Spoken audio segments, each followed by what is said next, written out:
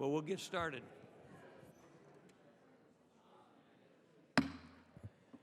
Can we shut the doors so we can get started? I may have to run out for a couple of votes in the other committee on government reform and oversight, so I will apologize in advance for my being away for a little bit in the event that happens. Are we all set? Okay. Mr. Meeks? Well, I'll tell you, you're a fashion plate. Well, the subcommittee will come to order. Pursuant to notice, the subcommittee meets this morning to mark up a strongly bipartisan measure, H-Res 526, expressing the sense of the House of Representatives with respect toward the establishment of a democratic and prosperous Republic of Georgia and the establishment of a peaceful and just resolution to the conflict with Georgia's internationally recognized borders. Without objection, we will consider en bloc the resolution and the bipartisan manager's amendment, Burton Amendment 46, that was sent to your offices on Wednesday and that all members have in front of them. So without objection, the resolution and the manager's amendment are considered read and open for amendment at any point. All members are given leave to insert written remarks into the record, and I now recognize members, I'll start with myself, to make opening statements on this. As chairman of this subcommittee, I led a bipartisan delegation to Georgia where we engaged with Georgia's president, prime minister, parliamentarians, and various ministers of the current government. Our conversations were widespread and included the country's ongoing democratic and economic reforms, as well as the need for greater cooperation between the United States and Georgia. Our conversations were not limited to the governing United National Movement, but included representatives from the leading Christian Democrats Party and the Free Democrats Party, among others. We must remember that Georgia is a country in transition. It's not perfect, it's still in development, and its government is young. However, I believe Georgia is moving in the right direction, and its democracy will become one of the strongest and most vibrant in the region. It is in the best interest of the United States to work and partner with the government of Georgia to encourage and foster a strong democracy. While in Georgia, I witnessed the progress of reforms, including the opening of their market. As many know, Georgia's annual foreign direct investment is fast approaching $1 billion as the country continues to attract international investors. For example, the ever-popular Donald Trump was in Batumi this week to announce a major development under his Trump brand of properties. I wonder where that guy gets all that money. Concerning Georgia's NATO aspirations, it's my belief that Georgia is an excellent candidate and deserves to be given a membership application plan or another clear path for entry at the Chicago summit. Such action will help facilitate additional reforms that the country needs to make. Although not tied to membership, NATO countries should recognize Georgia's commitment to Afghanistan, where it will soon deploy the highest troop level per capita of any contributing nation, with no caveats. Many Georgian soldiers are deployed in the dangerous Helmand province, where they fight side by side with the U.S. soldiers. Sadly, just this week, a decorated sergeant of the Georgian Army lost his life in Helmand province when an IED destroyed his vehicle.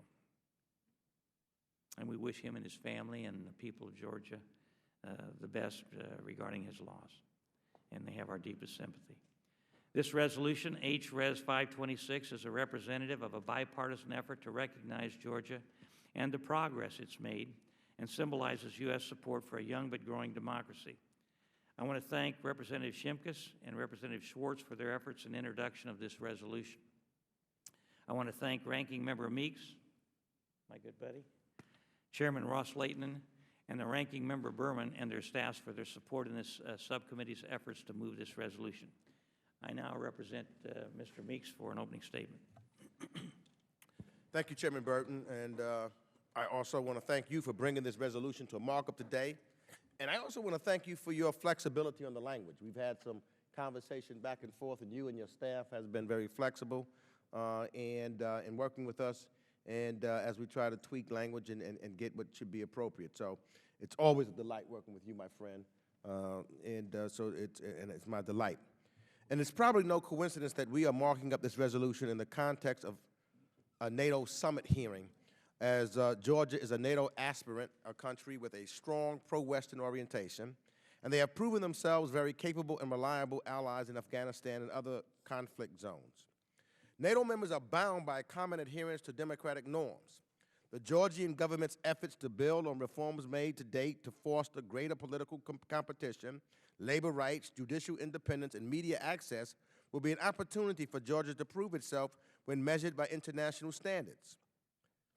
To paraphrase Ambassador-designee Richard Norland's recent statement, allowing opposition candidates to campaign and compete freely in upcoming parliamentary and presidential elections will bring Georgia closer to Euro-Atlantic standards and integration and facilitate Georgia's NATO's aspirations. Now, I want to commend the Georgian government's progress on government transparency and fight against corruption, political, economic, and judicial reforms, and encourage Georgia to continue its modernization process. We got to continue to move. We can never be content. There's always room for improvement. And we've got to continue to encourage that kind of improvement and democratization. And so as a result of that, as a result of what we see happening, as a result we see forward movement, I encourage my colleagues to support HRES 526 in order to strengthen U.S. engagement with the Republic of Georgia by helping Georgia to enhance its security and restore its territorial integrity through peaceful means, and supporting the government of Georgia's commitment to a policy of peaceful and constructive engagement with the authorities in control of South Ossetia and Abkhazia. It is with that I think that we can work collectively together and we can make improvements. And we've got to continue, because democracy is always something that is a continuing event. We are still working on our democracy here in the United States. No one gets it right, so we're still progressing and trying to make sure that we are continue forward with democratization. So with that, Madam Chair, I yield back. Thank you, and the chair will now recognize herself for an opening statement. First off, I want to thank the committee for demonstrating leadership on this very important issue, and it is a bipartisan piece of legislation, and toward that end, I applaud it. But I also want to highlight something beyond just this resolution, and that is NATO itself and the Chicago summit. Given the nature of the global environment in which we live, and this seemingly never-ending list of rogue states with which we must contend, I understand the need for and the support and continued existence of a strong and vibrant NATO. In fact, in today's world, where friendship and cooperation with other nations is so incredibly essential to the successful completion of many of our national goals and objectives, particularly in the realm of national security, our involvement in NATO is as necessary as it was when it was founded on April the 4th, 1949. And it is to that end that I look forward to the 2012 NATO summit in Chicago this May. But unfortunately, my expectations for the summit are low. And I say that they're low because what is not on the agenda that concerns me. What we have missed on this agenda, intentionally I think is off the agenda, is the issue of NATO's expansion.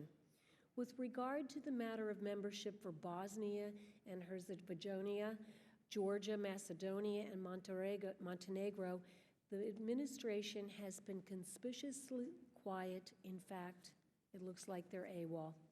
Perhaps my biggest concern lies with Macedonia itself, a good friend to the United States. Although not a member, Macedonia has long supported the joint security goals and objectives of NATO. The Macedonian military has supported, like other countries not in NATO, missions in Afghanistan, Iraq, Bosnia, Lebanon, etc. In 2008, Macedonia completed its membership action plan in preparation for its entry into NATO. And yet, because of an imprudent decision by a country to unilaterally veto Macedonia's admission to NATO, ostensibly on the disagreement with what Macedonia wants to call itself, Macedonia remains a member in waiting. Apparently, Article 10 of the North American Atlantic Treaty, the so-called open door policy, is not so open. In Macedonia, we have a country that has honored and fulfilled its requirements for NATO's membership, just as we have with other countries. We have a country that has provided more support for NATO missions, both in talent and in treasure, than many NATO members have themselves. And yet we have a country that is desirous of supporting NATO's goals and objectives and is denied entry. It's not too late, and I hope the Chicago Summit refocuses its position and allows for a good dialogue and an expansion for its membership. I yield back my time.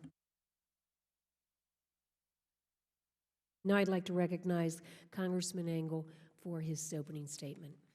Thank you, Madam Chairwoman, and let me just first of all say I'm delighted to be here. I think the subject matter is very, very important, and of course the resolution about our friends in Georgia, I am excited to support it. I am coincidentally going to have dinner with the ambassador, Georgian ambassador, this evening. I have always been a long-standing friend and supporter of Georgia, and I am a long-standing supporter of Georgia becoming a member of NATO, as other countries as well, and I hope that that will happen. Other countries as well, such as Kosovo and others who aspire to get in. I think that the West needs to expand, just the way we expanded NATO when the Soviet Union fell. I think it's important that we continue to expand it, and those countries that want to become part of the Western Alliance can become part of the Western Alliance. I would be remiss, well, let me just say this. We just met, many of us had lunch today with Sali Berisha, the Albanian Prime Minister, who's in town, and we talked a great deal at that luncheon about Albania's successful membership in NATO, and I am delighted that Albania is a member of NATO. But as we talk about the Chicago Summit and U.S. policy, I want to highlight something that's unfolding with regard to the Chicago Summit, and that's Turkey's apparent blocking Israel from participating in the NATO summit. Israel has long participated in the summit and has long shown itself to be a very loyal and pro-Western ally of both the United States and NATO. Turkey, which is a NATO member, and sadly, in my opinion, has not acted like one for a long, long time, or for the past few years at least, is blocking Israel because of a dispute with the flotilla incident, where members of Turkish nationals and others tried to illegally block the Israeli blockade of Gaza, which is legal according to international law, and unfortunately there was a loss of life, and Turkey's demanding all kinds of apologies for it, while refusing to look at its own culpability in the face. And I just want to voice my disgust at the government of Turkey for, at least up until now, blocking Israel from participating at the NATO summit in Chicago. It's an international disgrace. I think Turkey's actions in cozying up to the worst elements are abhorrent. I think that Turkey's policies have just been terrible. And, you know, many of us yesterday attended the Armenian rally here in Washington. And it's 100 years after the Armenian genocide, and Turkey still refuses to acknowledge it, which is another disgrace. So I just want to highlight what I unfortunately regard as disgusting Turkish policy, and Turkey ought to immediately withdraw its blocking of Israel from attending the NATO summit in Chicago. And with that, I yield back. Thank you, and now I yield for recognize an opening statement for Congressman Poe from Texas. Thank you, Madam Chairman. I think the United States should reward our international friends and not reward our enemies. We have good friends that sent troops to Iraq, large contributors to our mission in Afghanistan than even some of our NATO members sent. In other words, we have folks that sent people to Afghanistan that aren't NATO members, and our NATO members, some of them did not come up to the plate as well as our non-NATO allies. These people, these countries patrol the ISAF headquarters in Kabul and work alongside our American officers and troops in Afghanistan. If they can protect the tent of NATO, they should be able to sleep in the tent of NATO, one would think. There are enough countries out there that hate us. We give billions of dollars every year to Pakistan, and that doesn't seem to keep them from hating Americans. But here we have countries that tend to like the United States. They want to be in NATO. They haven't just talked the talk, but they have walked the walk and stepped up when the international community needed them. They've met NATO's requirements, instituted tough economic and democratic reforms, but they're still not in NATO. They have made the hard sacrifices. They've fought shoulder to shoulder with our troops on the battlefield, but the door to NATO membership remains closed. This isn't just in our friends' interest, it's in America's interest too, that we open the door. We have the opportunity through mutual defense to bring peace to unstable regions. Where there's peace, we know that economic development and prosperity often follows. Trade and foreign direct investments start to grow as relationships are made. From peace to economic growth, there's a lot on the line for us and for our friends. I'm concerned that NATO's enlargement is not a top priority for the United States. It's not even on the agenda of the upcoming NATO summit in Chicago. If our friends do all they need to do and more to meet NATO's requirements and don't get in, what's the message we're sending them? How long can we expect them to wait? Kind of reminds me of the days when I would ask a gal to a dance and she'd turn me down enough times I quit asking her to the dance. That happened a lot, unfortunately, but it's that situation. They keep wanting to go to the dance, and we just don't respond in a positive manner. It's time to take those friends in so we can all dance together. The longer we take, the more we're risking public opinion turning against NATO membership. They will start looking elsewhere for friends that really want them to be involved with them. The United States may have lost opportunities if we continue to delay. There are enough countries around the world that don't like us. It's about time we start rewarding the countries that do actually like the United States. And I yield back. Thank you, Madam. Thank you. Hearing no further requests for recognition and no further amendments to the resolution, the pending question is on the en bloc resolution and the manager's amendment. Before I say that, I would like to say that any other member that wishes to put remarks into the record will be able to do so. So hearing no further requests for recognition, the pending question is on the en bloc resolution and the manager's amendment. Are there any amendments? No. Okay. All those in favor say aye. Aye. Any opposed? In the opinion of the chair, the ayes have it and the en bloc measures are agreed to. Without objection, H-Res 526 is amended and will be reported as a single amendment in the nature of a substitute, and the staff are directed to make technical and conforming changes. I want to thank all of our members and staff on both sides of the aisle for the good work and the cooperation that went into these markup today, and having concluded our business, the subcommittee is adjourned.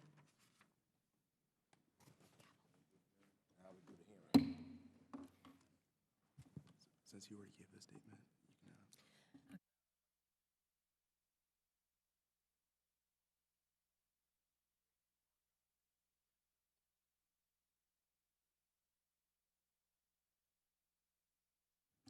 Okay, now I would like to open the subcommittee hearing on Europe and Eurasia. And since I've already given an opening statement, I'm not going to say basically the same thing again, but echo the belief that we need to expand the membership in NATO to many of the countries that were mentioned here today. But now I would like to ask Mr. Meeks if he has an opening statement. I do, and since I gave mine basically on the Georgian markup and resolution, I do want to make some comments specifically about NATO and the Chicago Summit and U.S. policy. And I want to thank again Chairman Burton for scheduling this hearing, and it's very timely as it's leading up to the Chicago Summit. And NATO remains the United States' premier defense alliance and an essential instrument for peace, in my estimation. And the Chicago Summit will take place this year as allied leaders grapple with severe budgetary constraints, wind down the ISAF presence in Afghanistan, and develop the capability to respond to increasing threats to global stability and peace.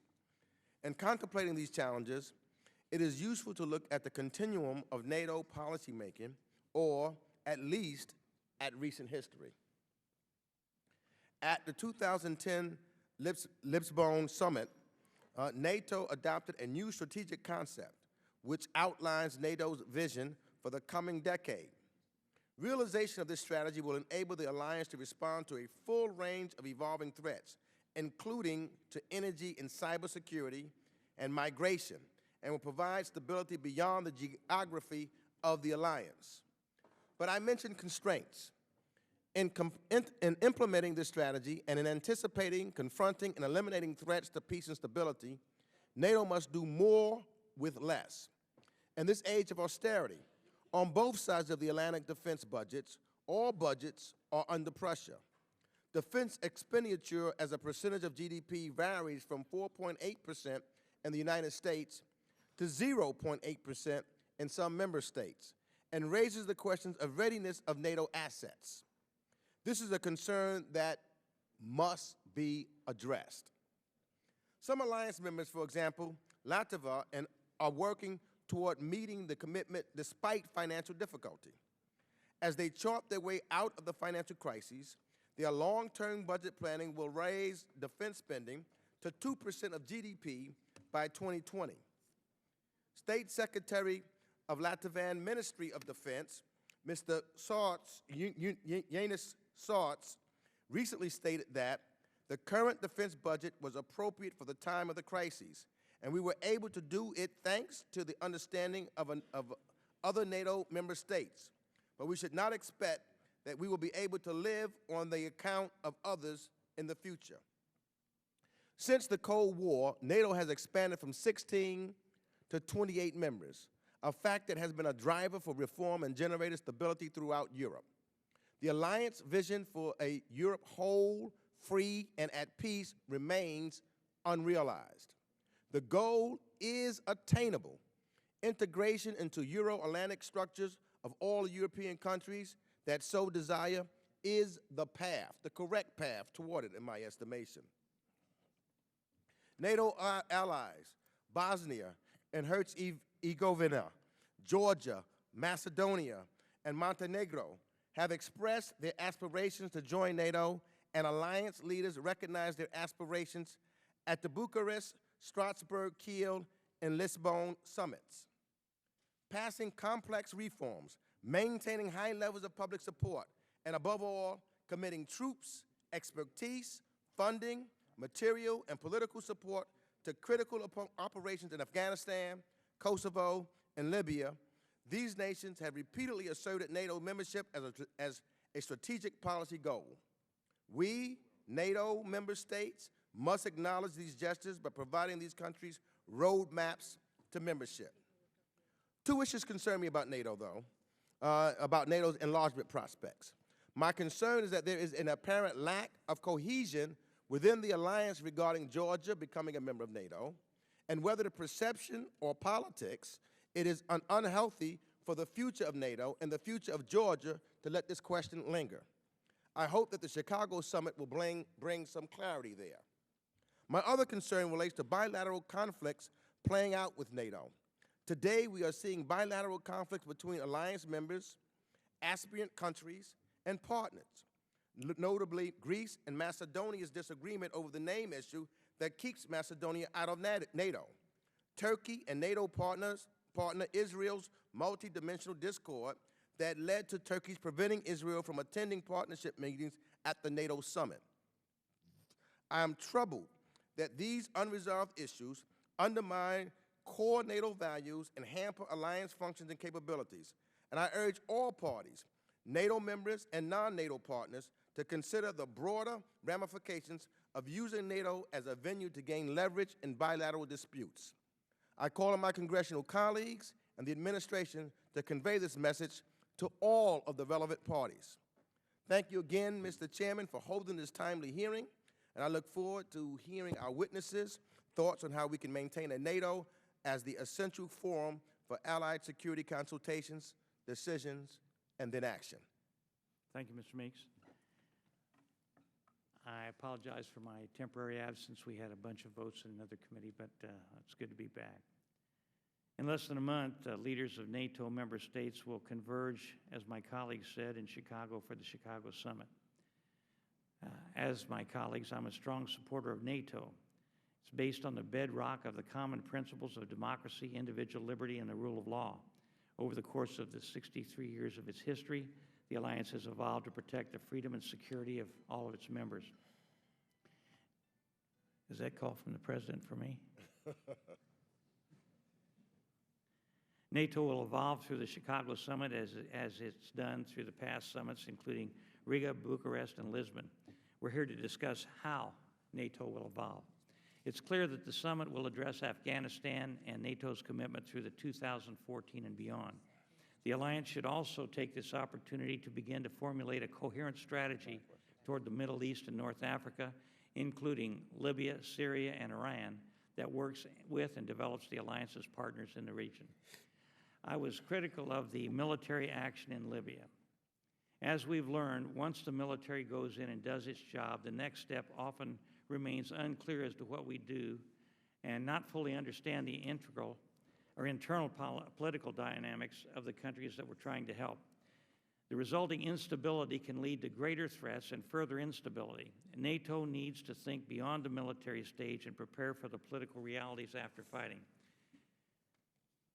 Toward that end, a number of us have made statements on the floor about the United States being involved in these affairs without the Congress passing resolutions dealing with those things. And I've stated in numerous articles that the Congress needs to be involved in the decision-making process and that the President nor one or more senators should unilaterally make decisions to involve us in military conflicts without the consent and the support of Congress. I'm concerned with the effects of the European financial crisis on NATO. As I previously stated, I'm skeptical of the steps Europe has taken to solve the crisis and feel that the crisis is not over.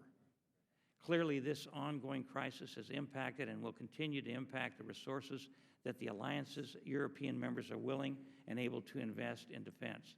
Of the 28 NATO members, only 3 currently meet the common commitment to spend 2% of their GDP on defense. At the same time, further cuts are expected, and that's something that we ought to all be concerned about. I agree with the concerns then Secretary Gates voiced last summer in Brussels. There will be growing difficulty for the U.S. to sustain its current support for NATO if the American taxpayer continues to carry the bulk of the burden of the alliance. NATO must always work to improve cooperation and coordination among its members. However, such actions are the very essence of what it means to participate in an alliance and are not a replacement for adequate funding. While I understand and embrace the need for austerity and reduced government spending on both sides of the Atlantic, particularly here, I urge all members of the alliance to incorporate the 2% commitment in their long-term budgetary goals, and I hope that's discussed very thoroughly in Chicago. However, at the same time, I urge the administration to make it clear that despite the need for increased focus on Asia, the United States remains committed to achieving and maintaining the long-standing goal of a Europe, whole, free, and at peace. The concerns that I've just raised are based on my steadfast support of NATO. The alliance stands with the U.S.-EU economic cooperation as a cornerstone of global stability.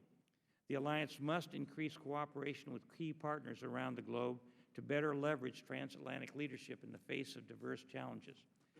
However, NATO must also remain committed to enlargement by providing paths for qualified aspirant countries that embrace the alliance's common values to enter the open door. As we've seen in Afghanistan, such countries already provide the alliance with important capabilities. If we do not provide clear pathways toward future admission into the alliance, and thus the transatlantic community, we create conditions where these countries can slide backwards away from Europe and further away from democracy and stability. Although the summit would be far more productive if held in Indianapolis, that's my hometown, or Little Rock, as my colleague just said. Little Rock? Is that in America, Little Rock?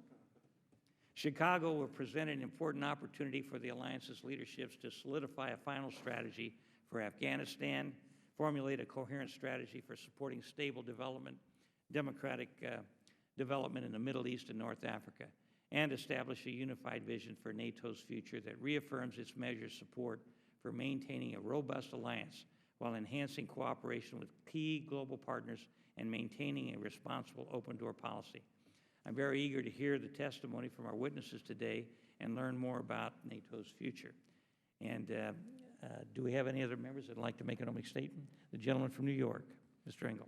Thank you, Mr. Chairman. I just want to make a short opening statement to add to what I said before. I think it's very important. You know, when the Soviet Union fell, and I was a member of this committee way back then, as you were, Mr. Chairman, I called for expansion of NATO as quickly as possible because I really believe that you strike while the iron is hot. And we now see that since it's so much later and that Russia has, to some degree, regained its footing, it's opposing expansion of NATO as somehow a perceived threat to them. But it isn't. I still believe that NATO should expand and that countries that want to get into NATO ought to become members of NATO. Georgia, Ukraine, Macedonia, Kosovo, Montenegro, and Bosnia ought to become members of NATO. They want to, and we should welcome them with open arms. I think it's very, very important. I know eagerly waiting the testimony of Ambassador Kadenow, who I know served in Pristina, Kosovo as our ambassador, and I'm anxious to hear what she has to say about that as well. And I finally want to again reiterate what I said before. I think it's an absolute disgrace that Turkey is, as of now, blocking Israel from participating in the NATO meeting. Israel has participated in many NATO meetings before, and I want to condemn it and hope that the government in Ankara changes its attitude. And with that, I want to say that I agree essentially with everything that's been said by all my colleagues on both sides of the aisle, and with that, I yield back the balance of my time.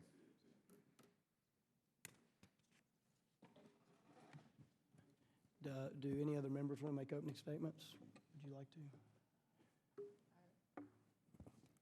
Okay, then I'd like to introduce the witnesses. Thank you all for being here with us today. Testifying on the first panel on behalf of the Department of State is Ambassador Tina Kadenow, Principal Deputy Assistant Secretary for the Bureau of Europe and Eurasia. Ambassador Kadenow, is that correct? Thank you.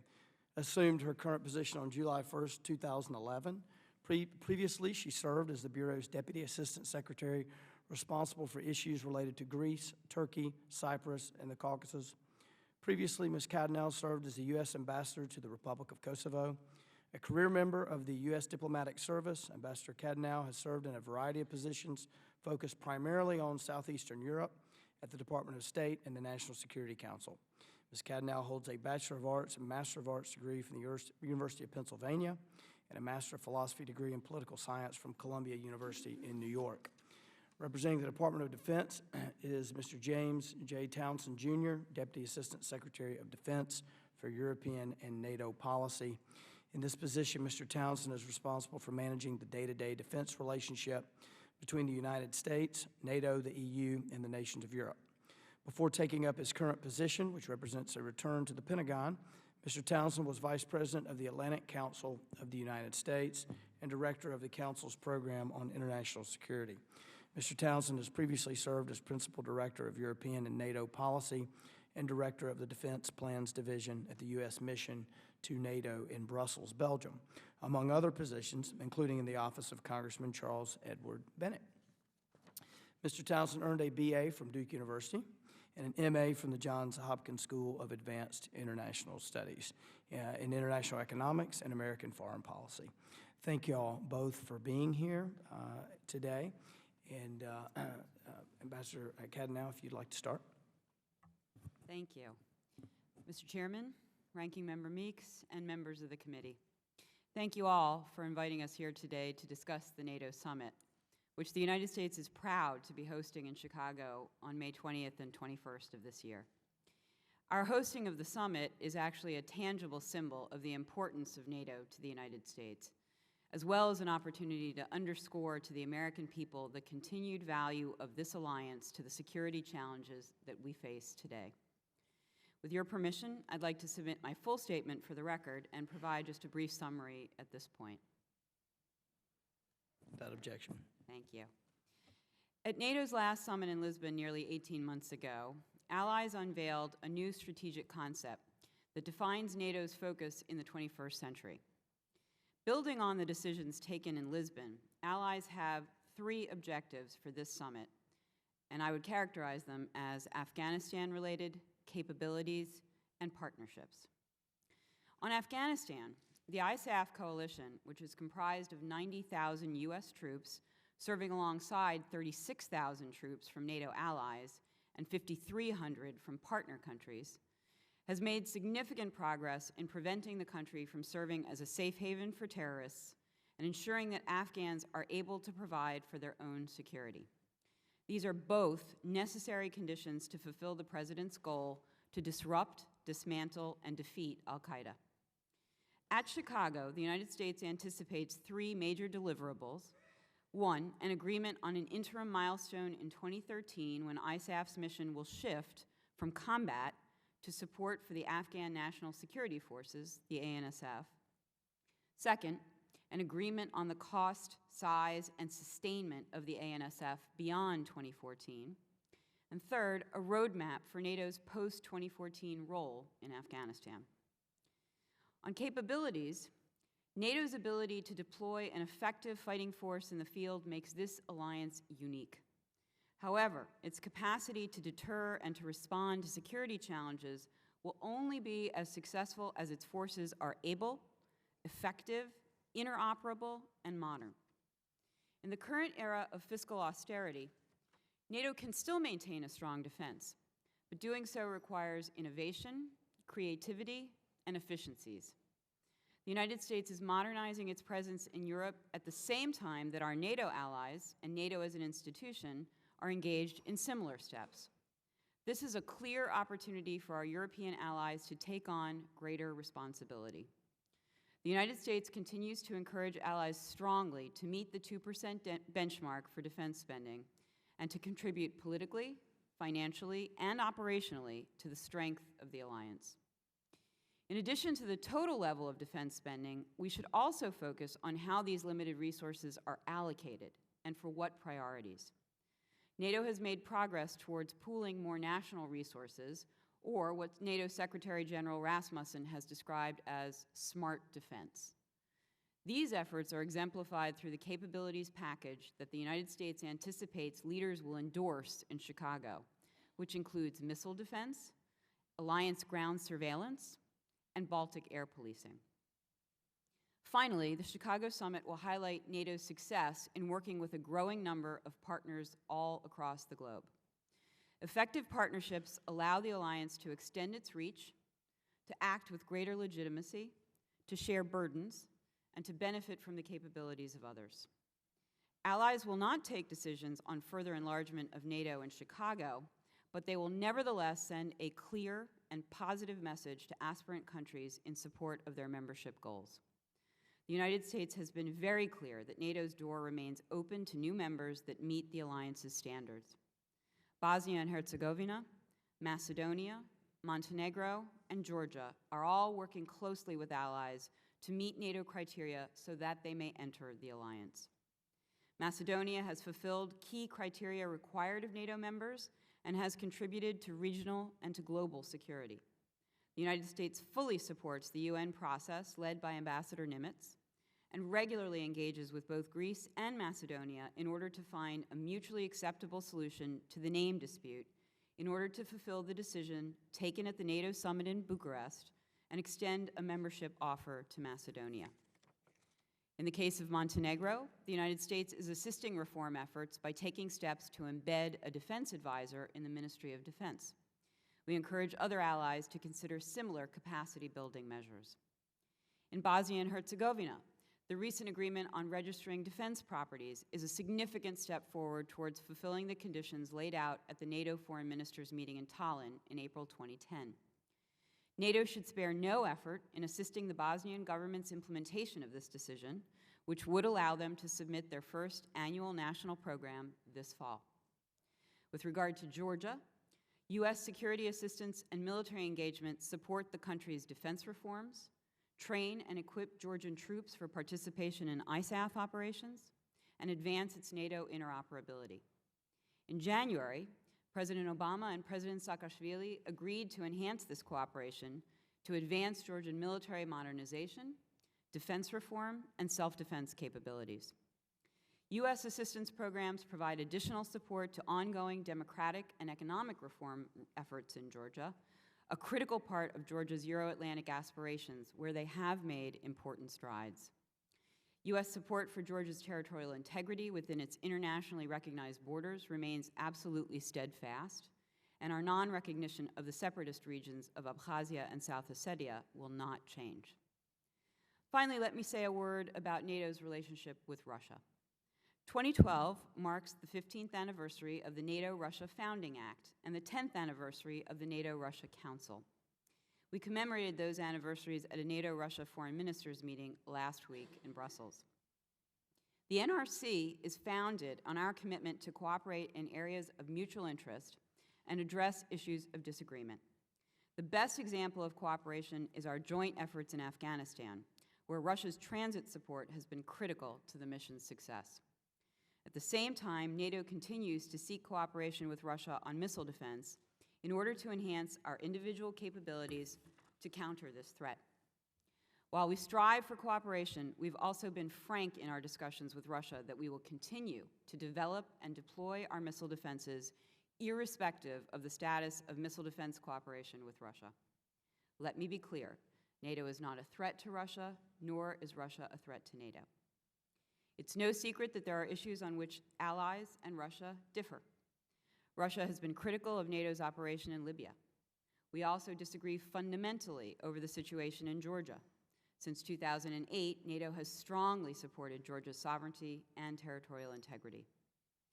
As we look to Chicago, these three summit priorities that I mentioned, defining the next phase of the transition in Afghanistan, outlining a vision for addressing 21st century challenges in a period of austerity, and expanding our partnerships, all show just how much NATO has evolved since its founding 6 decades ago.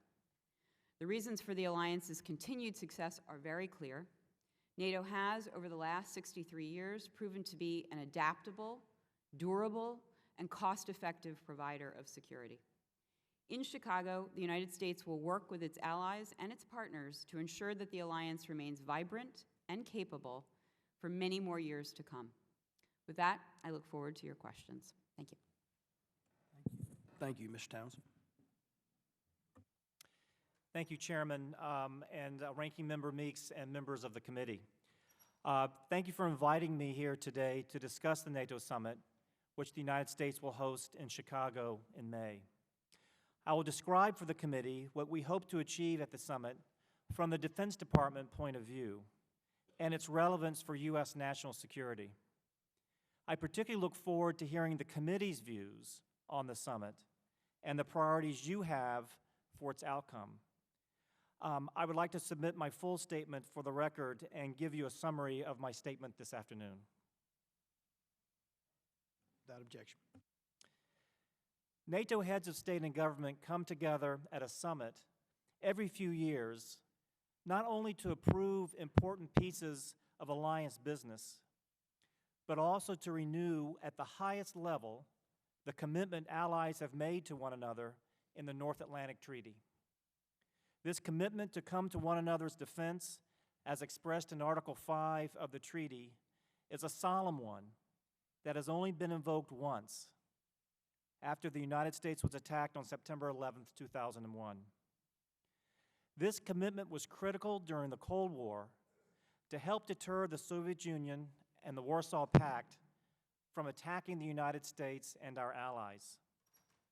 Even with the end of the Cold War, this Article 5 commitment remains the core of the alliance. NATO serves as the organizing framework to ensure that we have allies willing and able to fight alongside us in conflict, and provides an integrated military structure that puts the military teeth behind alliance political decisions to take action.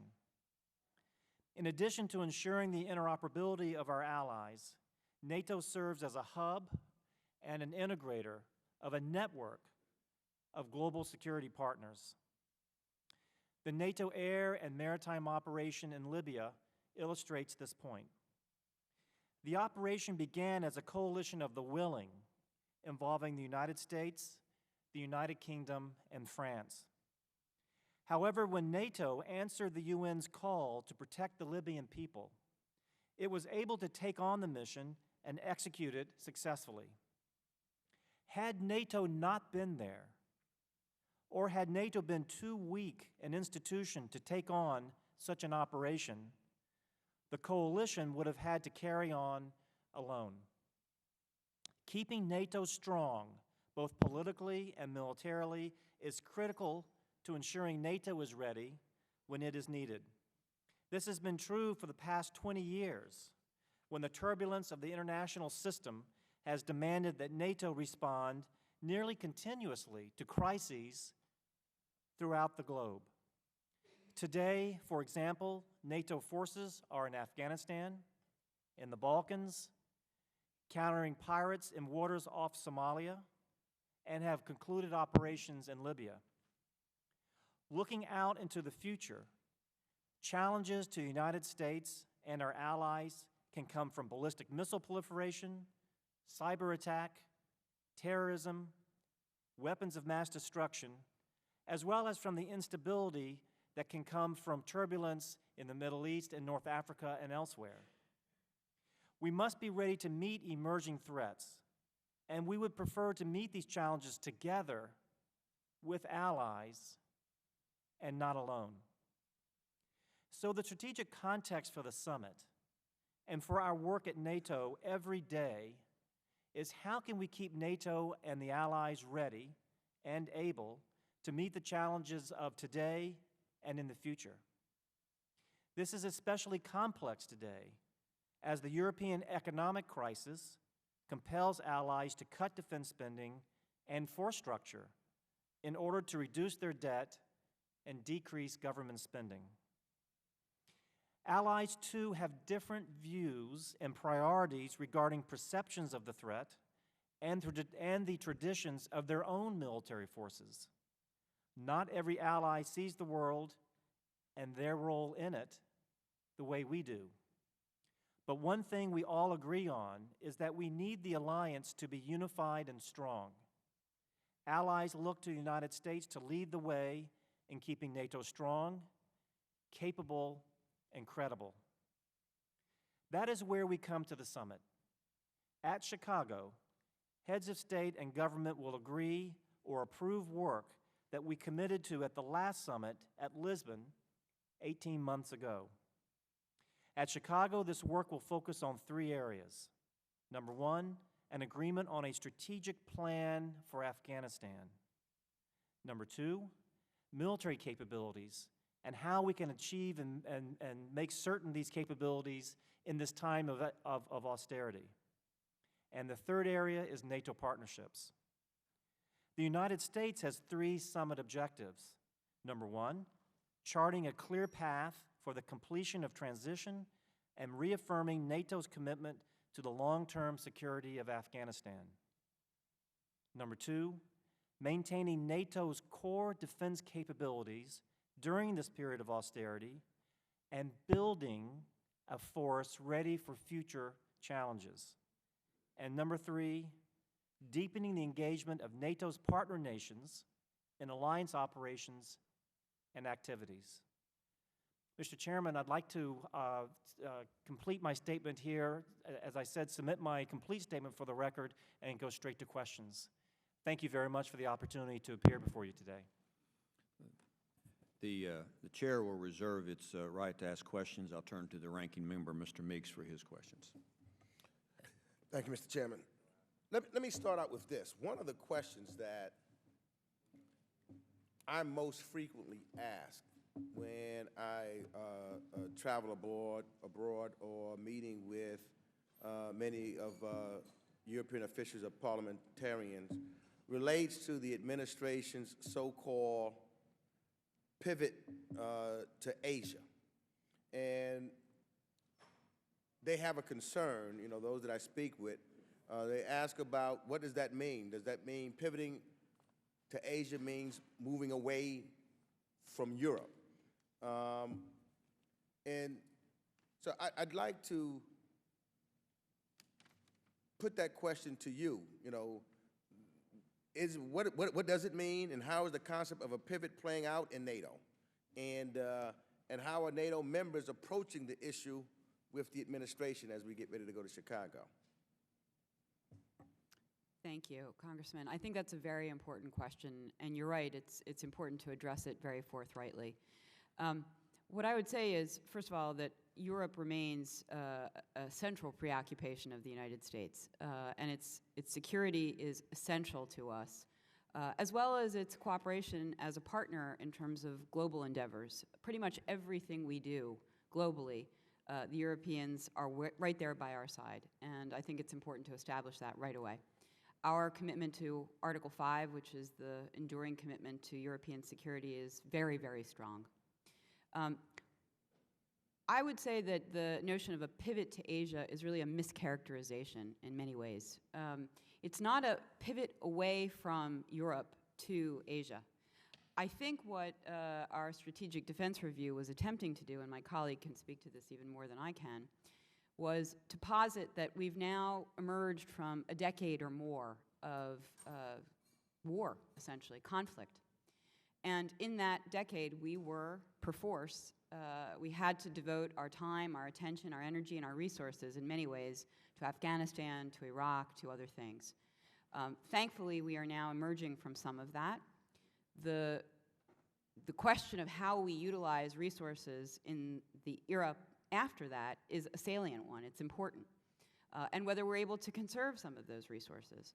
So I think the question for us now is really how do we smartly, intelligently retool a bit, so not pivot to Asia from Europe, but maintain our commitment to Europe, which is just as strong as it ever was, but also take into account the impact of Asia and the Asia-Pacific region as an increasingly important part of what we do. So I think we are doing both of those things very successfully. You noted that you hear from some of our allies. Well, of course, we've been talking to our allies extensively about our force posture in Europe and so forth. We will maintain a very strong posture in Europe. We actually are deploying new capabilities. Again, my colleague can speak to that as well, but an aviation detachment in Poland, missile defense assets in Poland, Romania, Turkey, elsewhere. These are the kinds of things that I think are elements of a new approach and a new response to threats that are emerging over time. I think our European allies have been very cognizant of the reasons for that. I think they agree that, you know, whereas once upon a time it might have made sense to keep 4 heavy brigades, heavy combat teams in Europe, that doesn't really make sense anymore. And what makes sense now is this new approach that I outlined, including rotational elements from the United States that might help to augment NATO's response force and also train together with our European colleagues such that we have greater interoperability for the inevitable operations that will come our way. So there's, I think, good understanding among our European allies as to why we are doing a number of the things we're doing. We've talked to them extensively. We will talk to them more, of course. And just recently, of course, Secretary Clinton and Secretary Panetta were there for the joint Foreign and Defense Ministerials meeting to make this point, as they did in Munich earlier, and so forth. So, Well, thank you. So, because we know that when we look at our values, you know, where there's shared interests, the ones we turn to first and whom we count on most in crises is our European allies. Let me ask Mr. Townsend, in the little time we have left, because the other issue that I've been looking at is that, you know, in the past, NATO leaders have recognized the importance of energy security, and energy security is important to me, at previous summits, and then committed themselves to addressing these issues as an alliance. But there appears, however, to be a lack of an agreement on the importance of the Southern Corridor, the significance of the Nord Stream pipeline, and the reliance or dependence of some NATO members on Russian energy resources. And so I was just wondering, has NATO ceased to pursue the goal of energy security as an alliance? And I know I'm out of time, but I'm trying to sneak that in. We'll come back. Thank you, Chairman. That's a great question, as was your first question that Ambassador Kay now so ably addressed, that we can certainly come back to as well. But on energy security, this is something that the Alliance has been working on for at least 10 years now and grappling with. It's a tough question. It's not just a military question or a defense-related question. It involves economics and finance, geography, business. It's something that, in terms of finding a home, is difficult. NATO talks about this because it involves security and the security of allies. And so those discussions we have quite a bit within the alliance as we look at future challenges and what NATO can do. Energy security is discussed at the European Union as well, which certainly plays a large role in this. And nations themselves recognize that energy security is a security issue of the future that they need to grapple with now in terms of diversification, in terms of how can they meet their security needs in other ways. And so it's something that is part of the context that we have to work within as we look into the future. We talk about future challenges in terms of ballistic missile proliferation or WMD. We look at it in terms of terrorism, but energy security is in there as well. There is the NATO role in energy security is probably more limited than it is in these other areas, but it's something that is important as planners at NATO think about future areas of instability. What happens if energy is denied a nation? What role might come to the alliance? What role might come to the European Union or to that particular nation? How might we have to help out in terms of helping out in terms of the nation trying to handle the results of something coming out of an energy crisis? So it is part of the context. And it's something that, as the years go on, we're going to have to work very closely with the European Union and with nations to make sure we are provided for in facing this kind of challenge. The chair will recognize a gentlewoman from Ohio, Ms. Schmidt. Thank you, Mr. Chairman. This is question to both of you. As we approach the Chicago summit, I believe it is important to send a strong message to the nations aspiring to have NATO membership that the United States remains committed toward that end. As you both know, the NATO's new strategic concept adopted at the Lisbon summit in November 2010 reaffirmed the alliance's long-standing commitment to keep NATO's open door to any European country in a position to undertake the commitments and obligations of membership and contribute to the security of the Euro-Atlantic area. However, NATO hasn't added any members since 2009, despite the many contributions of our non-NATO partners such as Macedonia, Montenegro, Georgia, Bosnia, Herzegovina, to the operations and stability of NATO. So it's a three-part question. First, does NATO enlargement remain a priority to this administration? And if so, why isn't it on the Chicago agenda? Two, in recent remarks at the Heritage Foundation, former Secretary of State Condoleezza Rice spoke strongly in favor of NATO expansion and stated that, in her opinion, Macedonia is ready for full membership. Would you agree with her assessment? And if not, why? And 3, in what ways is the United States assisting those countries, Georgia, Macedonia, Montenegro, Bosnia, to prepare them for NATO membership? Thank you. Congresswoman, I don't think we can agree strongly enough with you that keeping NATO's door firmly open is in U.S. interest as well as in the interest of the alliance. We've seen over the years the incredible stabilizing impact of the enlargement of NATO and the inclusion of countries in Central and Eastern Europe. I anticipate that that process will in fact continue, and we are very committed to it. You asked whether this will be addressed on the Chicago agenda, and in fact it will. We didn't speak to it in my opening remarks, but I anticipate, and we have been very strongly supportive of, a ministerial level meeting that will likely be held with the 4 aspirant countries to again underscore how important we believe the process of enlargement is, to make sure that everyone understands that that process will continue. And I'm sure we'll find other ways as well to highlight enlargement and to look.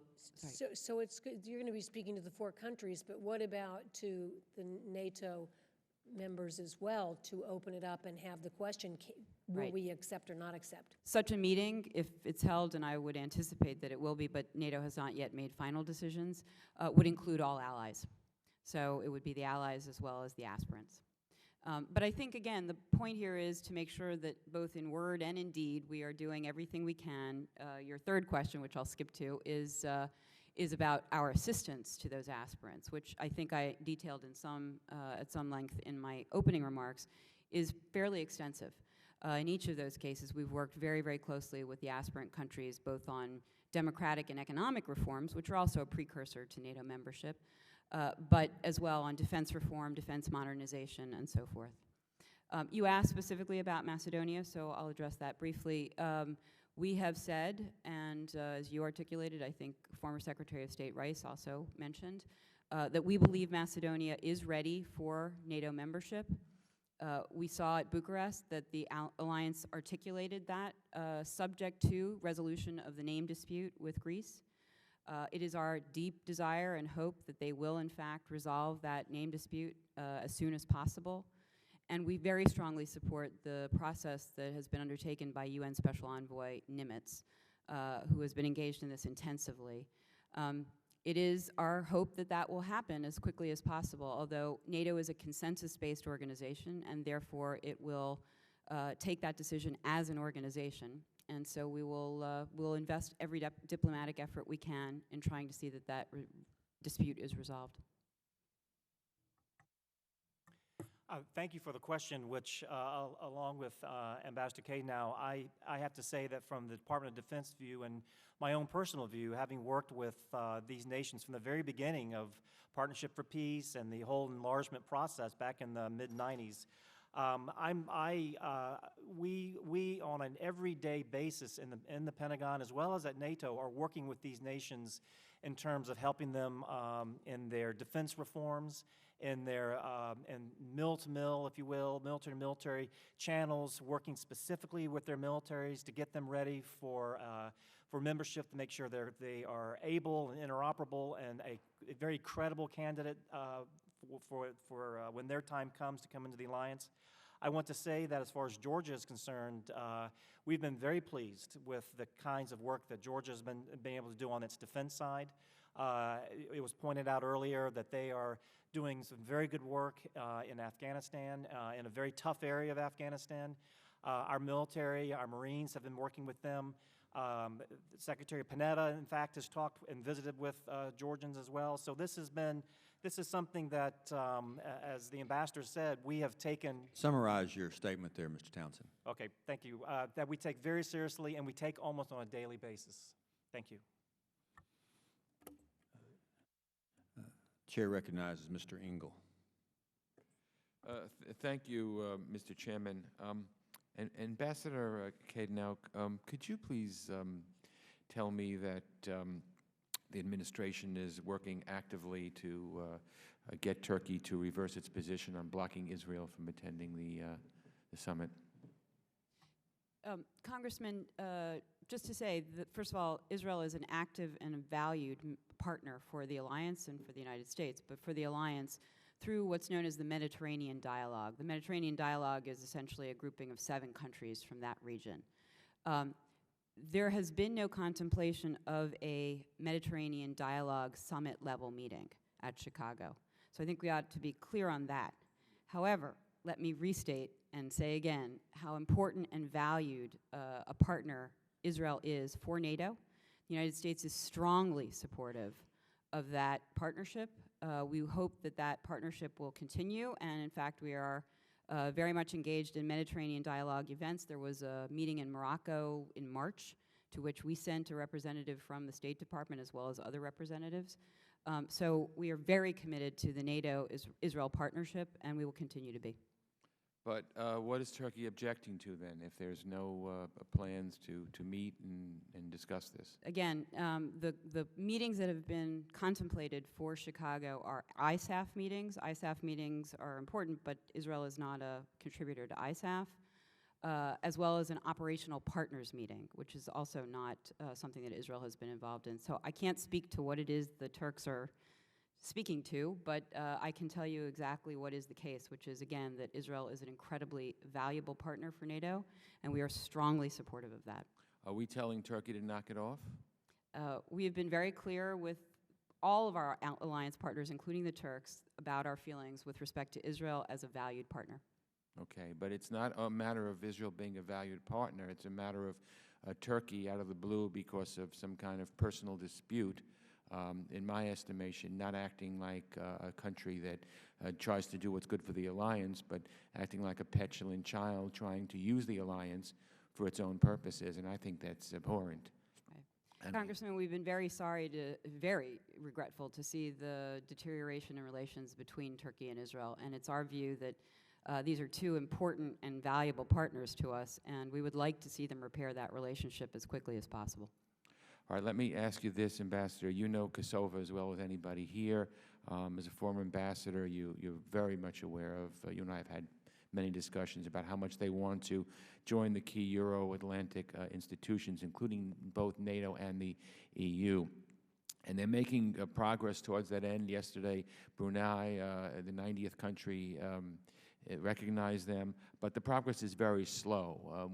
When Serbia became an EU candidate country, the EU immediately began a study on whether Kosovo should get a stabilization association agreement. And while Serbia has been granted visa liberalization by the EU, Kosovo has not even been presented a roadmap for visa liberalization. And likewise, Kosovo aspires to eventual NATO membership, but the future is unclear. And all of the other Balkan countries are either in NATO or members of the Partnership for Peace, not Kosovo. So I think it's time for Kosovo's second-class status to end. So I'm wondering if you can comment on that. Please describe whether Kosovo has a future in NATO. What's her path to eventual NATO membership? When can she join the Partnership for Peace and other NATO programs for other aspirants? And are there ways the Kosovo security forces can partner with U.S. forces? Thank you, Congressman. I would say several things. First of all, I think you know that the United States has been incredibly supportive of Kosovo's territorial integrity, its sovereignty, its independence, and we are strongly in favor of supporting Kosovo's Euro-Atlantic future.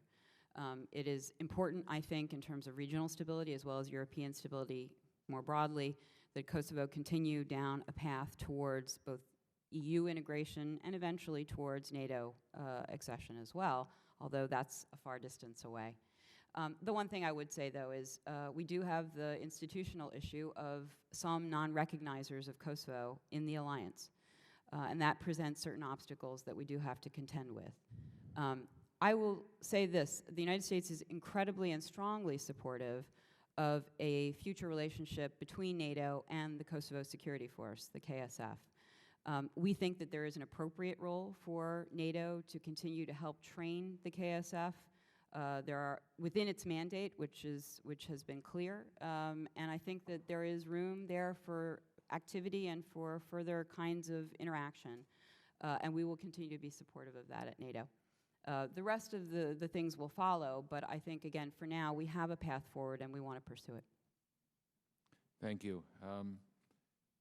If I might be able to slip in one more question, Mr. Chairman? Thank you, thank you. Let me ask Secretary Townsend, and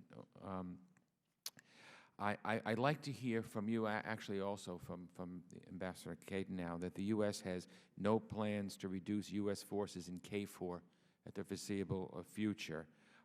During the last few years, we and our European partners have been reducing the number of troops in KFOR, but with increased tensions with Serbia in the northern Kosovo, that process has been reduced, but I've heard that additional rapid reaction troops have recently arrived.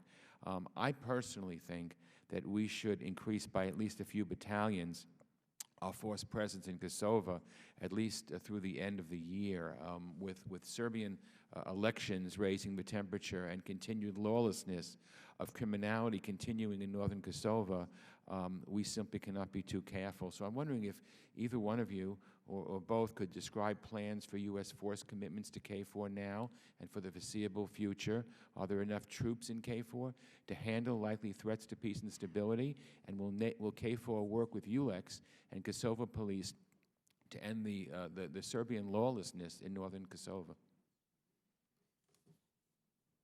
Thank you, Congressman. The situation in Kosovo, as we've been discussing right now, is one that causes concern. We rely very much on the KFOR commander and on SACEUR to advise us and advise the alliance on what he feels he needs. Right now, the word we're getting is that he's got the forces that he needs in terms of KFOR there. As you point out, EULEX is there. There's other actors in the field, and the situation on the ground will certainly dictate what the size of KFOR and what the alliance actions will be there. Right now, we feel that the KFOR size is right. I think for the foreseeable future, this will be the case, but we talk frequently to the KFOR commander and to SACEUR to make sure that as things change, we're ready to take action. Thank you. Thank you, Mr. Chairman. I'm going to center on two countries, Georgia and Macedonia, and that's the two I want to address. Both of them have troops in Afghanistan. Georgia, 950, I believe, going to go up to at a battalion level, and I want to talk about them first. I was in Georgia a week after the Russians invaded.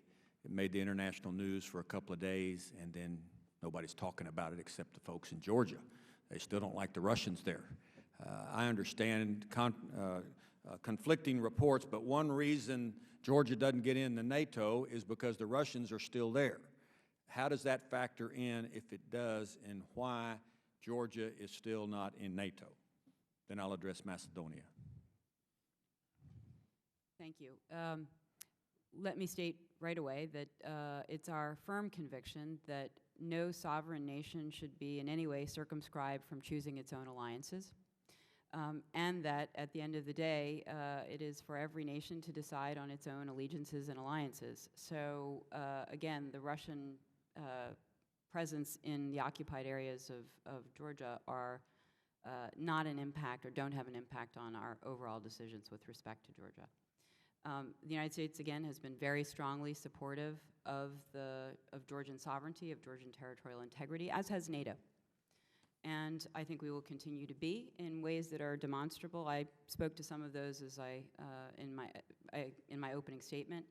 And just recently, as I said, the presidents of the United States and of Georgia met here in Washington, had a very good set of conversations. We anticipate that we will have further conversations at high levels over the next little while. And so, again, I think our commitment has been shown. Madam Ambassador, I'm certainly no diplomat. I've been called a lot of things in my life, but diplomat is not one of them. The Russians are still there. I think they have occupied a sovereign country. 20% or 25% of their nation is occupied, the Georgians. What is being done about that, if anything, besides talking about it? I think, the reality of the situation is that what we are doing is multiple aspects of what we're doing on behalf of Georgia. What we've done rhetorically is important. I think it continues to be important that we assert our continuing support for Georgia's territorial integrity and its sovereignty. That's not unimportant, it's quite important. But in a practical sense, what we're doing, again, is we're supplying support for Georgia's multiple efforts across the board to sustain reform, democratic reform, economic reform, all of which are important, and where Georgia's made some really significant and important strides. And you noted, Mr. Chair, that we are actually witnessing some of the benefits of that, because Georgia has now, again, contributed in a very meaningful way in Afghanistan, continues to so do, without caveats, by the way. So we're recognizing of all of those things, we acknowledge them. And in ways that are much more concrete even, again, we're assisting them.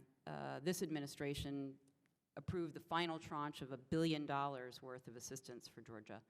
So I think in all of those ways, again, we have been very forthright and very forthcoming and very appreciative of Georgia's efforts. Let's turn to Macedonia. Macedonia, likewise with Georgia, has troops in Afghanistan serving along with Americans, NATO troops. Or even some of our NATO troops our other NATO allies have not, in my opinion, shared the responsibility that they have under NATO. They are not in NATO because Greece continues to, or has blocked their admission into NATO, which is their right under the fact that they are a NATO member. My understanding is that they blocked the membership of Macedonia into NATO when Macedonia agreed to apply for membership under the name the former Yugoslav Republic of Macedonia. With that application, the Greeks then said no, although in December of last year, the International Court of Justice ruled that Greece violated an agreement it had with Macedonia when it vetoed that membership.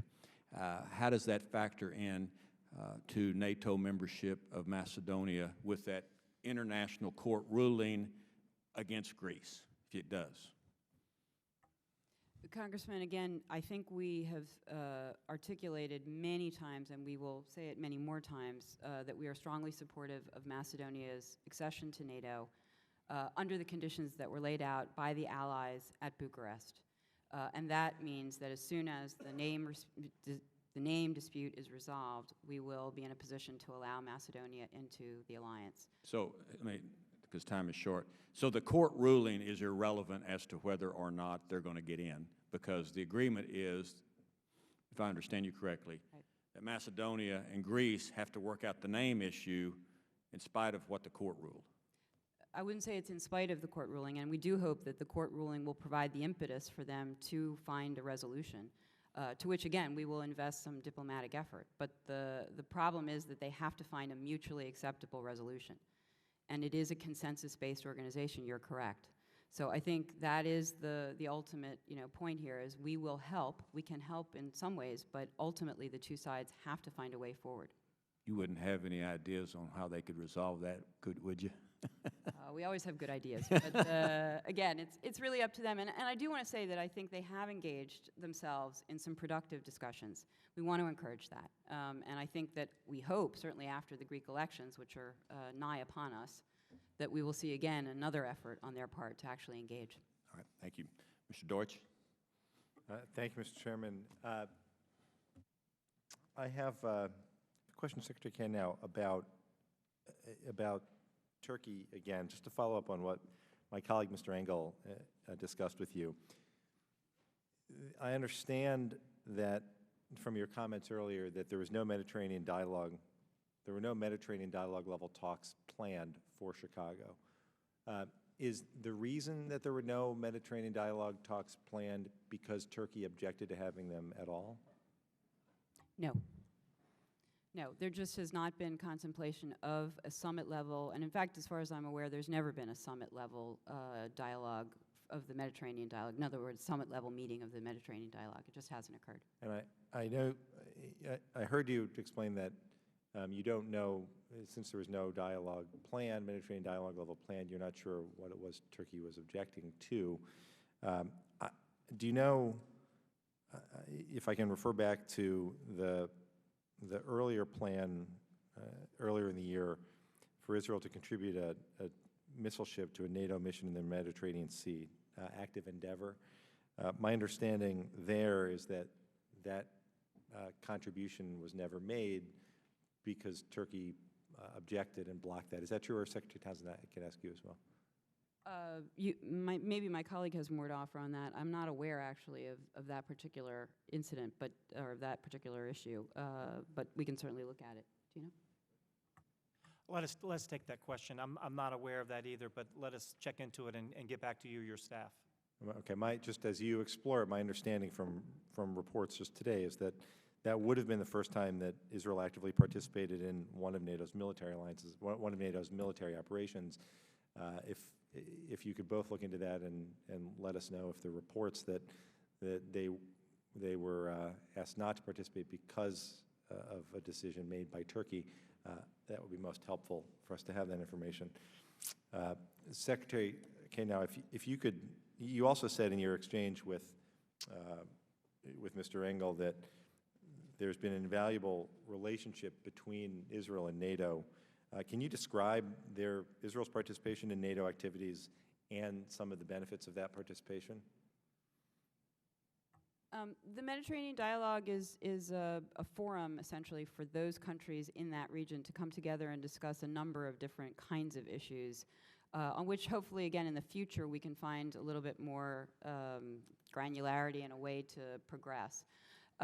In fact, in this meeting in Morocco in March, there were a number of items on the agenda that were treated. I think Israel has an interest in a lot of that because, again, it's looking to expand its partnerships, not just with NATO, but with some of the other countries involved. And I think there's a lot of scope there for discussion. You know, there's not necessarily been things that I can point to concretely that have been, done thus far, but that's not to say that there isn't quite a lot of room for other kinds of endeavors. And if you'd like more information on that, we can provide that as well. I would like that. Secretary Townsend, you mentioned earlier that you're pleased with Georgia's progress on defense. Georgia, as you know, has been the second largest non-NATO contributor to ISAF forces, and if their NATO candidacy continues to stall, do you see this affecting Georgia's strategic relationship with NATO, other NATO countries, or the United States? Thank you. Well, you know, NATO, in terms of its relationship with NATO, there's a NATO-Georgia Commission which meets and to assist the Georgians in making reforms and doing things to make sure that they stay and continue to build as a very good candidate to come into the alliance. So there is already an institutional link between NATO and the NATO allies and Georgia. On a bilateral basis with the United States, I did say that we've been very impressed with their not just their own military reform efforts, but also their abilities that we saw on the ground in Afghanistan. So this relationship between the United States bilaterally, between our Defense Department and the Georgians and our military will always be strong as well.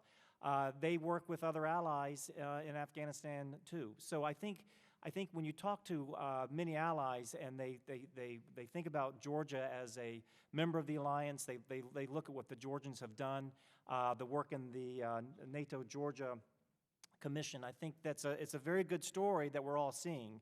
And it's a matter of, as the ambassador said, going through and making sure that, as far as we're concerned, the defense side, that when they're ready to come into the alliance, that they're at their very best state. And if I could just ask a yes or no question, Mr. Chairman, just one last point of clarification. Secretary Kay, now on the Mediterranean dialogue piece, again, I understand there's no Mediterranean dialogue level talks in Chicago at the summit.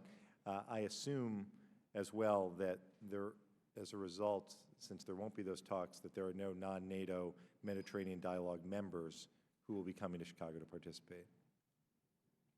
That's not necessarily the case, again, because some of these memberships in partnership organizations are overlapping.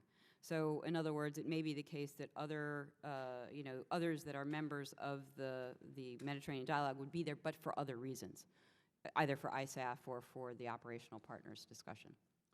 Okay, I would welcome some details in response to that question as well. Sure. Thank you. Thank you, Mr. Chairman.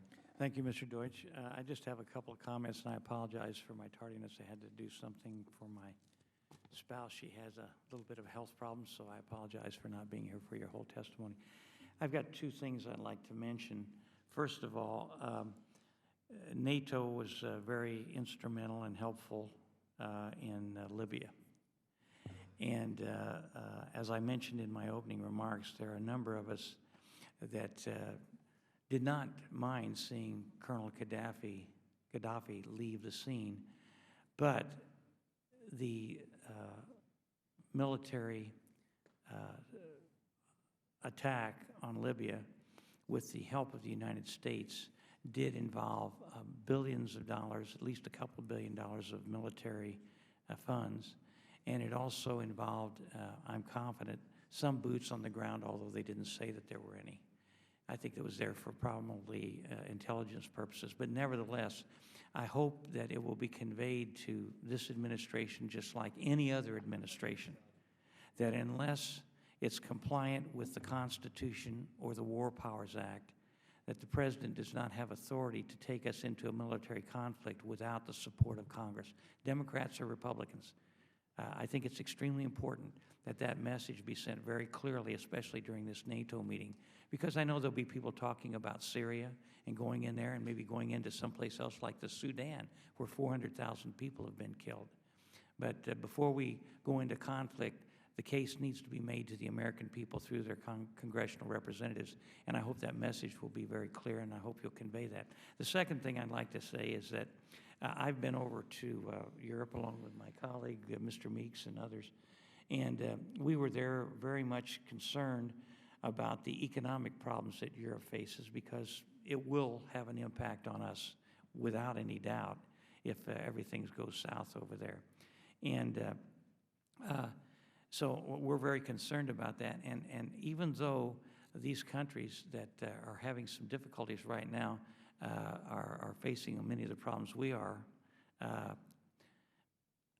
they still need to pony up their 2% of GDP, as Mr. Gates said, Secretary Gates said, to help us. We can't bear the burden of military action or supporting NATO without the help of our NATO allies, and there's only 3 of them that I think are doing that right now. So I hope that gets to them loud and clear. I don't know if any media is here or not, but it's extremely important that our NATO allies, even though I know there's economic problems over in Europe, that they're willing and ready and able to support NATO with their 2% contribution. And if you have any comments on that, that's fine. Well, I would just say, Mr. Chairman, that we understand the importance of the commitments that allies make. They understand the importance of those commitments too, I would say. I recognize that not all of them have met their 2% benchmark, and that's something we continue to press for.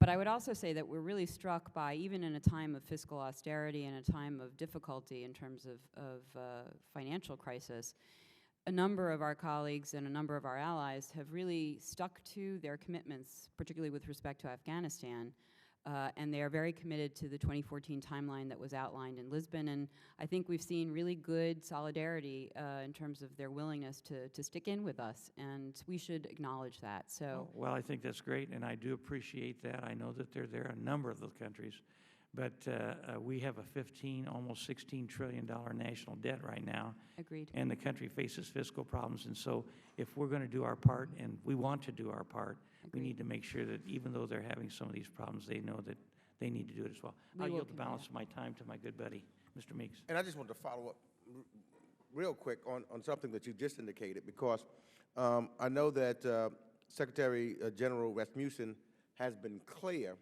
that NATO has not discussed or begun even a preliminary planning for possible intervention in Syria. But the debate is raging still here, whether you talk to Senators Lieberman or McCain, who believe that there should be, that NATO should at least be actively considering the possibility. And so I was just wondering, I mean, I think that Mr. Burton indicated that he knows that that possibility is going to come up. Well, people are talking about it. I'd just like to get your thoughts on whether or not NATO should be considering the lives that are being lost. And I know the justification for going into to Libya. I want to what your thoughts on? Should we at least be discussing it? Congressman, I think it's still our deep desire to try and resolve the issues in Syria in a peaceful manner that allows for a transition away from the Assad regime to something else that will cause less bloodshed rather than more. I think we are all watching the situation there very, very carefully, and it's not an easy one, obviously. We're still weighing the best way to address this, and we're doing it in cooperation with a number of our partners, European partners in particular. I don't want to speculate necessarily on what NATO's role should or should not be, and I'll just say again that we're all watching it very, very carefully, particularly obviously those countries that are bordering on Syria, including Turkey, including some others. So we want to just keep an eye on it and do everything that we can as the U.S. government, again, to ensure a peaceful transition and to make sure that we end the bloodshed as quickly as possible. I want to follow up on that real quickly, and then we'll go to our next panel, and that is NATO does not represent the Congress of the United States. I mean, the Congress of the United States represents the American people. And if the case is to be made that NATO should take some action, then the case has to be made to the Congress of the United States, and so that the people's representatives will pass a resolution to take action. In previous administrations, almost without exception, we have not taken any military action without the consent and support of the Congress, and that is in compliance with the Constitution and the War Powers Act. And so the President, to his credit, has been reluctant to take any action and has not talked to Congress about it. But I hope it's conveyed to him very clearly that if he thinks it needs to be done, if our NATO allies thinks it needs to be done, they need to come to Mr. Meeks, myself, and other members of Congress and make the case, and for us to pass a resolution to give the President the authority under the Constitution and the War Powers Act. Thank you very much. We'll go to our next panel. We really appreciate your being here. Thank you. Thank you very much. The next panel will be, and I appreciate you sticking around for us. You're a good buddy. I love you, man. I agree with you. Yeah. The next panel consists of Damon Wilson. He's the Executive Vice President of the Atlantic Council, where his work is committed to advancing a Europe whole, free, and at peace. From 2007 and 2009, Mr. Wilson served as a special assistant to the President and Senior Director of European Affairs at the National Security Council. Mr. Wilson has previously served as the Executive Secretary and Chief of Staff at the U.S. Embassy in Baghdad and as Deputy Director of the Private Office of the NATO Secretary General, among other positions. Mr. Wilson received his B.A. in Political Science from Duke. They got a good basketball team there, usually. And his M.A. from Princeton University's Woodrow Wilson School for Public and International Affairs. Mr. Coffey, Luke Coffey, studies and writes on U.S.-UK relations as the Margaret Thatcher Fellow at the Heritage Foundation. He focuses in particular on defense and security matters, including the role of NATO and the European Union in transatlantic security. Before joining Heritage Margaret Thatcher Center for Freedom in 2012, Mr. Coffey served at the UK Ministry of Defense as a senior special advisor to then British Defense Secretary Liam Fox. He was the only non-UK citizen appointed by Prime Minister David Cameron to provide advice to senior British ministers. Mr. Coffey's work in British politics followed his service to the United States as a commissioned officer in the U.S. Army's Military Police Corps. He spent his entire time on active duty overseas and was stationed in Italy with the Army's Southern European Task Force, and in 2005, Coffey deployed to Afghanistan for a year. He's responsible for developing theater-level policies for enemy detainees in U.S. custody in support of counterinsurgency strategy. Mr. Coffey received his MS in politics and government at the European Union from the London School of Economics, and he also holds a BA degree in political science from the University of Missouri, St. Louis, and is an associate arts degree in military science from Wentworth Military Academy in Lexington, Missouri. Dr. Stephen Flanagan holds the Henry A. Kissinger Chair in Diplomacy and National Security at CSIS, and before joining in CSIS in 2007, he served as Director of the Institute for National Strategic Studies and Vice President for Research at the National Defense University for 7 years. He held several senior positions in government between 1989 and 1999, where he helped develop U.S. strategy for post-war, Cold War era. In 2009 and 10, he served as lead advisor to former Secretary of State Madeleine Albright in her capacity as chair of the group of experts that developed a foundation for NATO's strategic concept. Earlier in his career, he was a professional staff member of the U.S. Senate Select Committee on Intelligence, and he also held faculty and research appointments at Harvard University's Kennedy School of Government, the National War College, the International Institute for Strategic Studies, and the Council on Foreign Relations. He earned his BA in Political Science from Columbia University in 1973 and his PhD in International Relations from the Fletcher School of Law and Diplomacy, Tufts University in 1979. You guys have great credentials. I'm very impressed with that. So let me start first. We'll just start with you, Mr. Wilson. And if you can keep your opening remarks to 5 minutes, it'd be great. We'll try to be liberal if necessary. Oh, excuse me, conservative but liberals. Thank you, Chairman Burton. Ranking Member Meeks, it's a pleasure to be with you today. As NATO leaders gather in Chicago next month, they will seek to achieve consensus on a difficult mission in Afghanistan, to protect military capabilities in a time of deep budget cuts, and to forge more meaningful partnerships with allies in Asia and the Middle East. I'd like to make the case that in Chicago, NATO should also make room for a serious discussion of future enlargement and pursue a more ambitious partnership agenda. Furthermore, I believe the major allies must look beyond Chicago and focus on their own commitments within the alliance to ensure NATO's health into the next decade. I'll briefly address these three themes and submit my full testimony for the record. First, enlargement. NATO says that Chicago will not be an enlargement summit. Indeed, allies are not prepared to offer invitations to candidate nations. However, it would be a mistake not to use Chicago to give a boost to future enlargement. First, the aspirants have earned it. Each has demonstrated it is able to contribute to security, including by providing forces to Afghanistan. Despite economic challenges, allies should remember that enlargement makes Europe more stable and NATO stronger. In Chicago, leaders can make clear that NATO's open-door policy remains a cornerstone of the alliance's strategy. Specifically, the alliance should underscore the urgency of resolving Macedonia's only obstacle to membership, the dispute with Greece over Macedonia's name, recognize Montenegro's rapid progress and uniquely good relations with all its neighbors, make clear that NATO's commitment that Georgia will become a member is genuine, and agree that Georgia's path to membership is through the NATO-Georgia Commission, and welcome Bosnia-Herzegovina into the Membership Action Plan as it meets a key final benchmark. Chicago should also announce that all nations of the Western Balkans who desire membership and are prepared to meet alliance obligations will be welcomed into NATO as they qualify, to include Serbia and Kosovo. And NATO leaders could commit to take decisions on enlargement at their next summit in 2014. Such a statement would signal NATO's intention to enlarge and further incentivize candidates to implement tough reforms.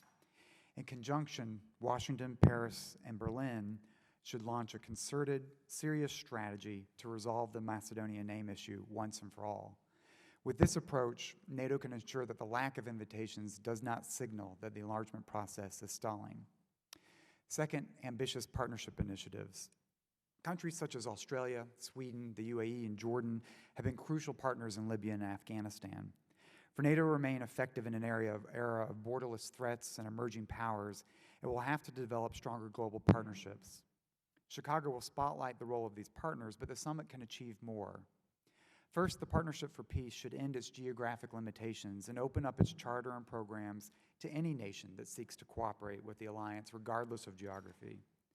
Second, the alliance should introduce a program for those who desire closer interoperability with NATO short of membership, such as Sweden. These partners should be able to complete a process to qualify as NATO interoperable armed forces, and as such be eligible for special access to alliance structures, including participating in decisions for operations in which their forces are deployed. Third, NATO allies should help transformations in the Middle East and North Africa succeed by opening up the toolkit that proved so effective in assisting the transitions of nations in Central and Eastern Europe. And finally, rather than pivot from Europe to Asia, the United States should consider an initiative that binds our European and Canadian allies with America's Pacific allies as a precursor to ultimately forging alliances with the alliance.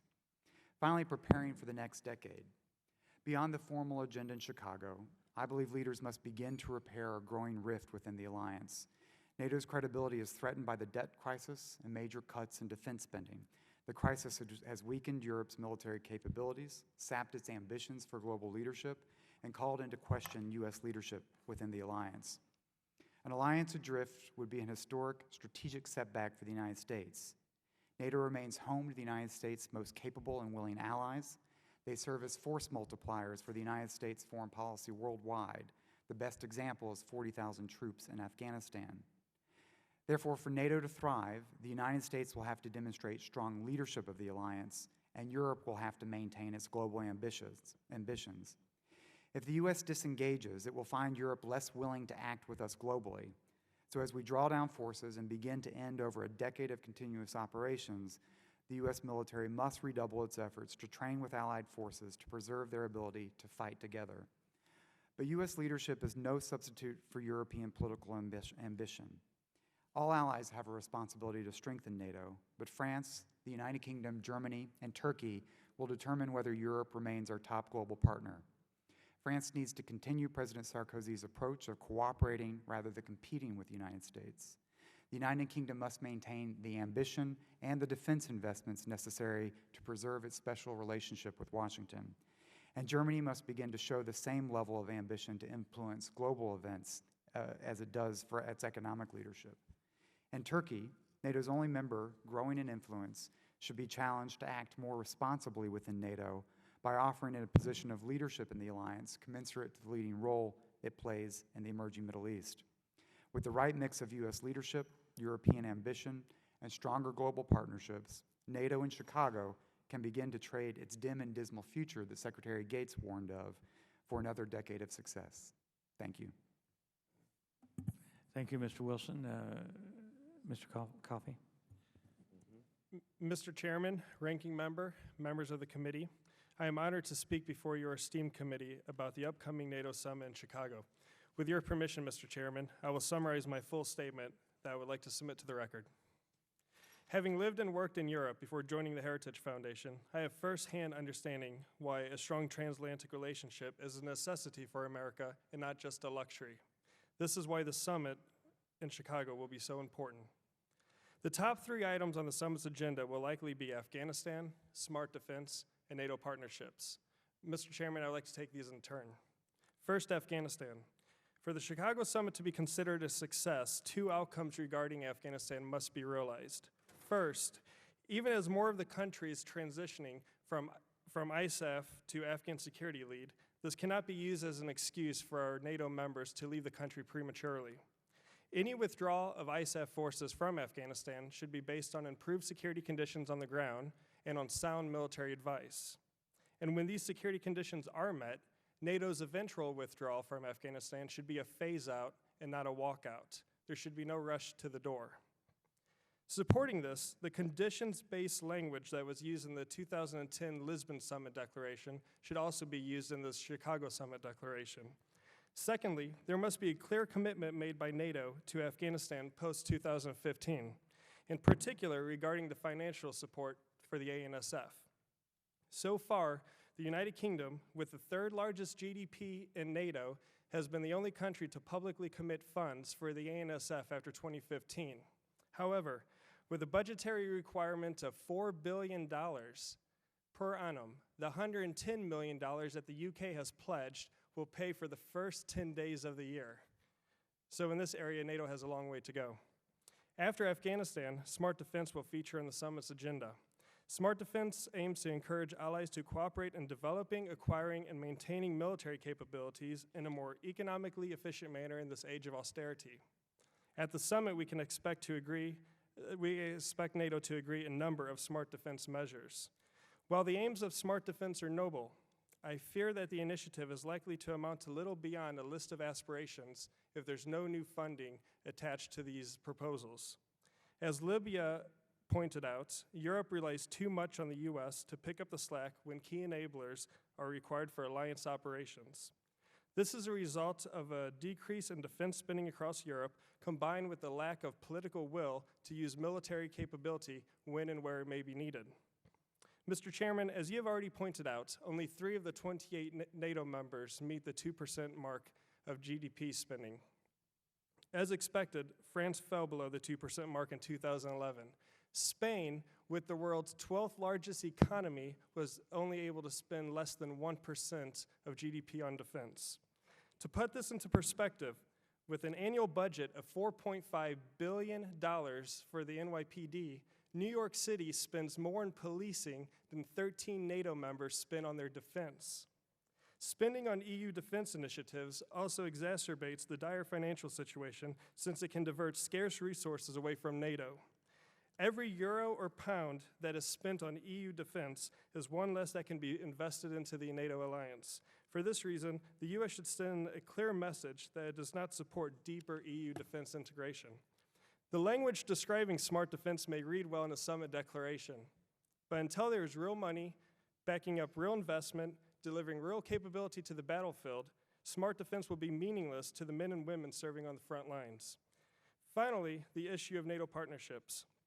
In light of the 2011 popular uprisings across North Africa and the Middle East, there is a renewed focus on how NATO works with regional partners. NATO has done little to enhance the Mediterranean dialogue and the Istanbul Cooperation Initiative. This needs to change. A step in the right direction out of Chicago would be a formal invitation for Libya to join the Mediterranean dialogue. Building on lessons learned working with Gulf states during the Libya operation, there could be more concrete proposals to enhance the Istanbul Cooperation Initiative by expanding its membership or agreeing individual partnership and cooperation programs with the Gulf states. Another aspect of NATO's partnerships is enlargement, or in the case of Chicago, the lack thereof. Regarding enlargement, there are 2 specific issues I would like to highlight. The first is Georgia. Georgia spends approximately 4% of GDP on defense, and as was already mentioned, will soon become the largest per capita troop contributor to the ISAF mission in Afghanistan. The summit declaration must include strong and clear language reaffirming NATO's commitment to Georgia's eventual membership to the alliance. Secondly, Macedonia should have been given full membership 4 years ago and should be given membership at Chicago. It is an absurdity that the Greeks, who frankly rely heavily on the financial goodwill of their European neighbors, continue to veto Macedonia's membership because of a name dispute. And the U.S. should apply more pressure to the Greeks to agree a compromise with Macedonia. In conclusion, it is in America's interest to see a successful summit. With the perception that the administration is shifting its defense priorities from Europe to Asia, America's NATO allies should not be forgotten. NATO has done to promote democracy, peace, and security in Europe than any other multilateral organization, including the European Union. It is essential that the United States continues to be an active participant in the alliance's future. Thank you, Mr. Chairman. I look forward to taking your questions. Thank you, Mr. Coffey. Mr. Flanagan? Thank you, Mr. Chairman. It's an honor to be here before you today. I have Mr. Meeks, welcome coming back. I have a prepared statement that reviews the political and strategic context of the Chicago summit and offers some perspectives from the vantage point of U.S. interests in each of the 3 principal elements of the summit agenda: Afghanistan, military capabilities, and partnerships. I also comment on some of the missing elements of the agenda we've touched on already today: enlargement and the further development of partnerships, but also the nuclear posture review and the defense and deterrence posture review, which we haven't touched on yet today. But I would ask that my prepared statement be made available for the record, sir.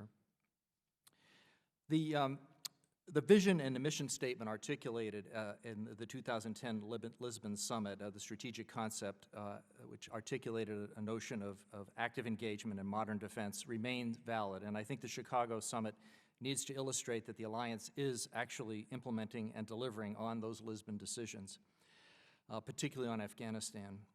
But given the dramatic changes in the international environment and in the fiscal situation in both Europe and the United States, the Obama administration and other allied governments, I think, have rightly chosen to make this more than an implementation summit and to demonstrate that they are adjusting and adapting NATO's strategy to cope with these developments. The Chicago summit, on a political basis, also needs to reaffirm both sides of the transatlantic commitment. We've touched on some of this already, as you know, as members of the committee know. You need no reminder on the whole question of inequitable burden sharing and the continued slide in European defense spending. And indeed, the sad news is that even the NATO figures early this month have now reduced to only 2 countries meeting the 2% target goal, the UK and Greece. France has just slipped below at 1.9. American leaders rightly should have the expectation that Chicago should come up with some kind of a credible plan to redress this imbalance. And smart defense and other military capabilities initiatives expected to be endorsed at Chicago have the potential to at least staunch the erosion of European military capabilities by assuring allocation of their remaining and still considerable defense resources is done more wisely. At the same time, and we've touched on this earlier in the discussion today, a number of European leaders are concerned, I think Mr. Burton, you raised it earlier, that concerned about, Mr. Meeks, it was Mr. Meeks, I'm sorry, that raised it, that, hearing that a number of Europeans concerned about how committed the U.S. is in the context of this realignment of our engagement and military assets towards East Asia and the Pacific, and the sense that perhaps Europe is going to be left to its own in future crises or more in the lead with the U.S. in a supporting role. So I think President Obama and others would do well to affirm in Chicago what he noted on the eve of the Lisbon summit and several times since, that the United States does not have on this any other partner in any other region of the world like our European allies, and that we will continue and remain committed to European security and to working with our European allies to maintain our interests around the world in a more effective partnership. Now, to talk a bit briefly about some of the successful outcomes, I think there are 3, and we've touched on most of them already today. First of all, there has to be a credible commitment for assisting Afghanistan in maintaining its security through the transition to an Afghan lead in 2014 and beyond. Secondly, I think we need a long-term strategy for allied defense planning and integration with some flagship initiatives and a detailed implementation plan to ensure that NATO has the critical military capability it needs for collective defense and addressing emerging security challenges. There needs to be greater transparency in national defense spending and planning so that allies can have a better sense of how their national decisions that are being made on an annual basis are having an impact on the overall capability of the alliance in various future contingencies. Concrete steps also need to be taken, I think, for strengthening NATO's diverse networks of partnerships, and these would include measures to engage some of the key contributors to alliance operations more effectively, but also, I think, as we've touched on earlier today, to enhance our engagement with some of the countries in the Mediterranean basin.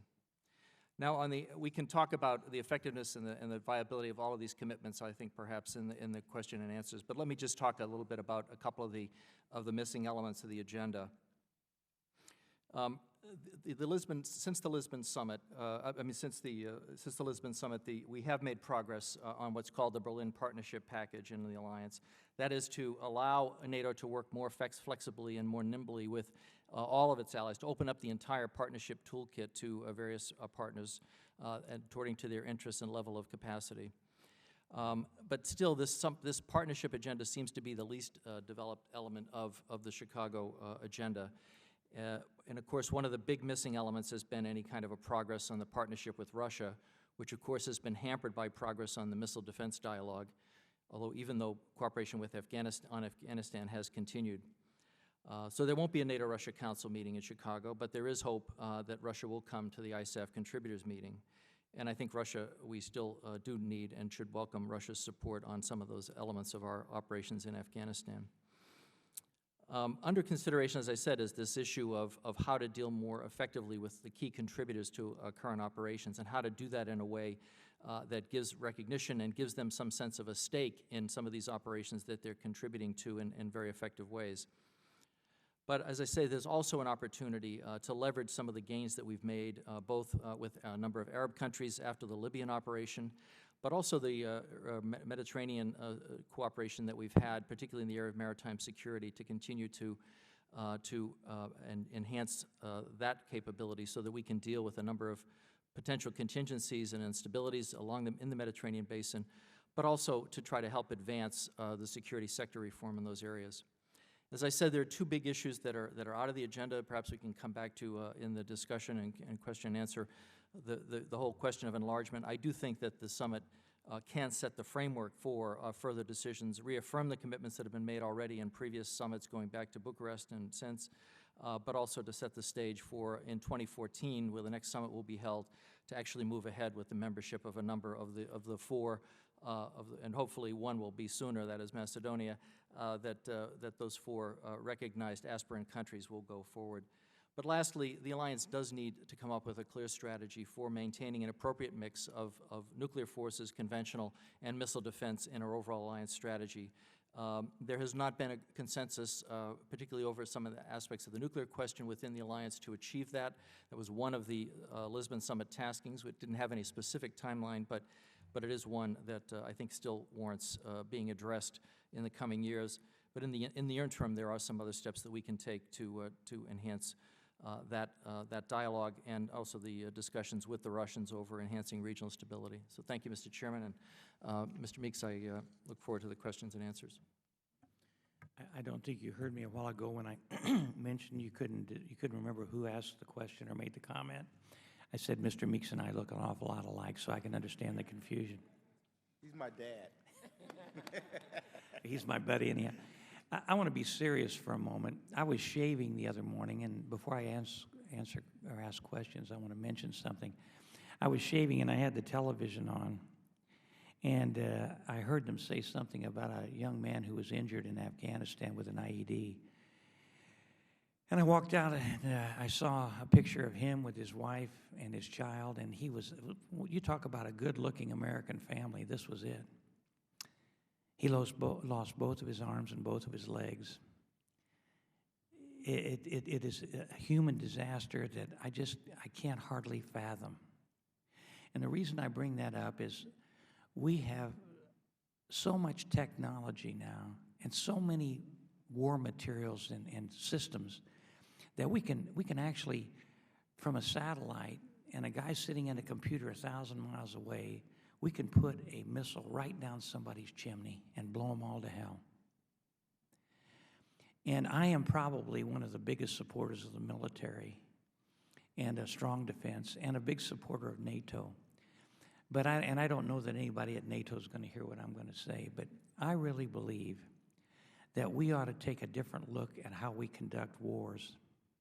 With the technology we have, and the satellites that we have, it seems to me that we could pinpoint, maybe with some observers on the ground and some intelligence people on the ground, we could pinpoint the figures that we've got to knock out and do it without putting ground troops in. They're going to come back in pieces. It's just tragic. We've been there 10 years, and this young man's life is ruined. His wife's life is ruined. His children's life is, I'm surely going to be affected adversely. And I started thinking about World War II. You guys are too young to remember it, and I was just a kid, baby.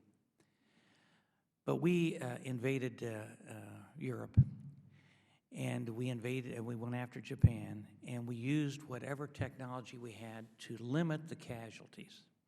And we did that by firebombing Dresden, Germany, and firebombing Berlin, and hundreds of thousands of innocent civilians were killed. In Japan, hundreds of thousands of innocent civilians were killed. But we probably saved 500,000 American lives and Allied lives by not invading the island of Japan.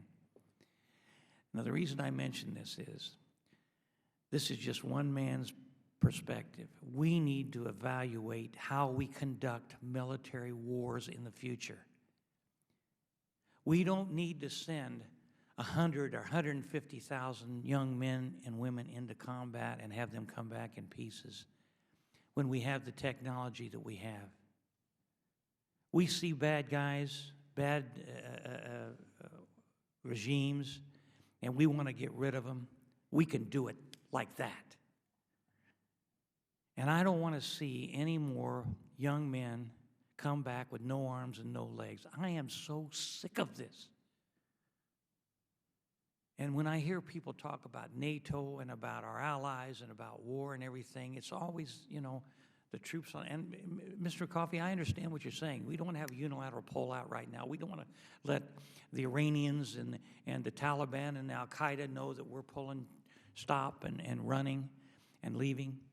But at the same time, we need to start realizing that there's no antiseptic war. There's going to be civilian casualties. We saw that in World War II to the tune of about 40 or 50 million people.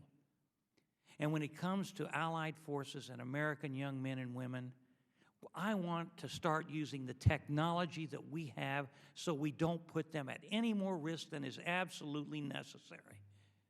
The bad guys, I want to kill them. I don't want to see Americans killed any more than has to happen. And this idea that we're going to have an antiseptic war and we're going to put hundreds of thousands of troops in there when we know we have the technology to knock out most of the bad guys by just using the technology we have, I just don't understand it. So that's just my little tirade today, and I hope somebody's listening out there, because if we're going to go after bad regimes and bad guys and we make a collective decision to do it, then do it. Then do it with what we have without risking any more lives than are necessary. Now, I just have one question, and you can all answer this. You may not agree with me. Mr. Meeks may not agree with me. I don't know. But when we go to that NATO meeting in Chicago, as you said, there's only 2 countries now that meet the 2%. I think we do more than do that. But there's only 2 countries. And the allies that are putting up the money and the resources need to be very firm and say, look, if Greece can reach 2% and they are bankrupt, then by golly, the others can cough up that money. And I hope that gets in the paper someplace. If Greece can do it with all the fiscal problems they're having, then the others ought to be able to do it as well. And if you have any comments, you're welcome to make them. Thank you, Mr. Chairman. On the point about the lack of spending by our European allies, I couldn't agree with you more. What I think that the administration needs to do more of is to publicly point out and make this point and press this point home.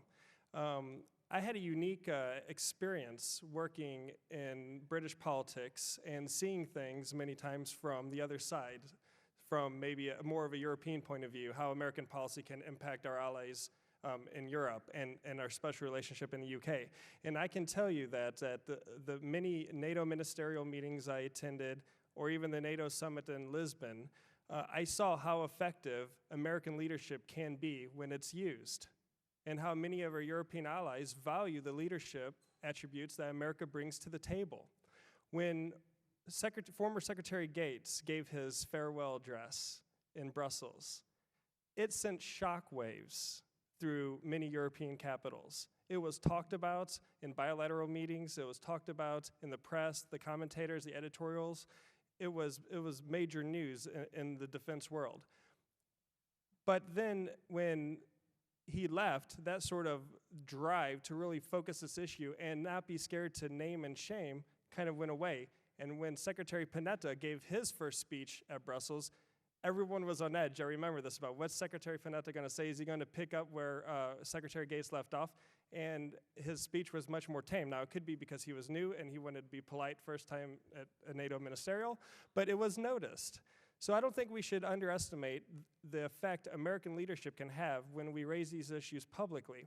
And that's my first point. Second point I would like to point out is sometimes in the U.S. we fail to realize the lack of importance attached to the ministries of defense in Europe compared relative to the importance we attach to the DoD in the U.S. or the MOD in the U.K. In many European countries, the Ministry of Defense has a lower stature in terms of cabinet ranking. So we can talk until the cows come home to defense ministers in European capitals, but if you really want to start to unlock this, you're going to have to start addressing this issue at the foreign ministerial level, and better yet, at the head of government level. Thank you. I might just add to your first point. I just want to thank you for your powerful opening remarks there. I had the opportunity to serve in Iraq as a diplomat at our embassy and in Afghanistan with NATO, and understand where you're coming from with your poignant remarks.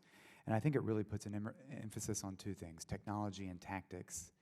And if you think about what we need to be able to do with our allies, In the Kosovo air campaign, the air campaign was 90% U.S., 10% Europeans, because they weren't up to speed with precision-guided munitions, the kind of technology that is required in modern warfare to minimize civilian casualties. The reality is in Libya it was the reverse, 1090, and where we have pushed our European colleagues to be able to fight in all-weather environments using precision-guided munitions. It wasn't perfect. There's still real challenges, but I think this puts an imperative on keeping our allies with us as we move forward on technology, and that's why the alliance acquisition of UAVs, precision-guided munitions, remains a top priority in the capabilities package. But it's also the tactics. We're in 10 years of Afghanistan, but we just have completed the Libya operation without troops on the ground, with no casualties, with probably the most minimal civilian casualties of a modern military operation. It's fairly remarkable. And then finally, I think your comments inform NATO's strategy in Afghanistan post-2014. If the alliance is going to remain in a training capacity, the real issue is how do we continue to how to have counterterrorism capabilities that can use more modern technology, more pinpointed strikes that de-emphasize the importance of ground troops. And I think that's a key part of what role the alliance will play 2014. Finally, on defense spending, I would say we should give a nod to some of our allies. Norway and Estonia are two of the smaller allies that are keeping up on the defense spending side. But the reality is that American haranguing on the 2% hasn't produced results. And part of what the challenge is that political ambition of our European allies is going to drive their decisions on defense. So we have to bring them with us to feel a sense of responsibility and ownership for the challenges we're facing on the global agenda. This is why you take our European allies with us as we pivot to Asia. We don't pivot away from Europe to Asia. We have to bring them with us to underscore that our European partners are our go-to partners in solving any problem. And therefore, a sense of ownership and political ambition will help drive defense spending. In the near term, they're dealing with budget crises, and so I think our expectation should be for them to develop, if not to see in the budget today, for us to see them with plans that show over the next coming years, as their economies recover, that they have a plan to restore spending so that they get back up to 2%. If not in 1 year, we see the 5-year plan.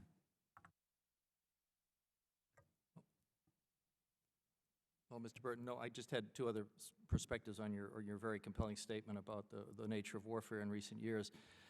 I think that Libya is actually an example of the way in which the way the U.S. conducted that operation addressed your concerns in two ways. First of all, that it did apply technology. It was precision-guided munitions that a number of allies had, including a number of smaller allies who were quite successful with the support was provided in refueling and target acquisitions by the United States.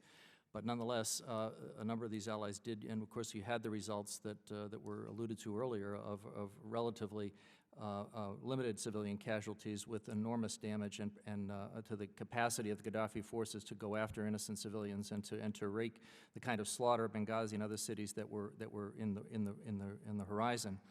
But secondly, I think the decision to, and there were a number of reasons motivating this, but the decision to let two willing and capable European allies, the UK and France, coupled with a number of other very capable smaller allies, to play the leading role in some of the actual conduct of strike missions, with the U.S. again completely embedded in the operation and supporting, but playing not a leading role once again in yet another operation in the Arab Middle East. That I think this was a way to encourage Europeans and to show them that, and it certainly wasn't pretty, and there were many shortcomings, but it did show that Europe could play a leading role in dealing with a relatively simple, complex contingency and on their periphery with some U.S. support. And again, I think it's not. I wouldn't say this is a model for all future operations, but there are instances where Europe has taken action somewhat independently along its periphery, lesser operations in the Balkans and elsewhere. And I think we should be encouraging that at a time when the U.S. is going to be heavily feeling a heavy sense of demand on engagement in the Far East and other areas of the world. Thank you.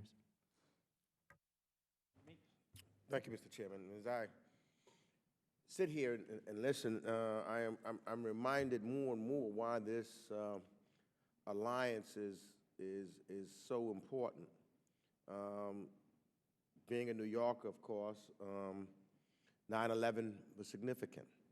and the day after 9/11 was the first, and I believe the only time, that NATO invoked Article 5, emphasizing the point of an attack against one of us is an attack against all of us.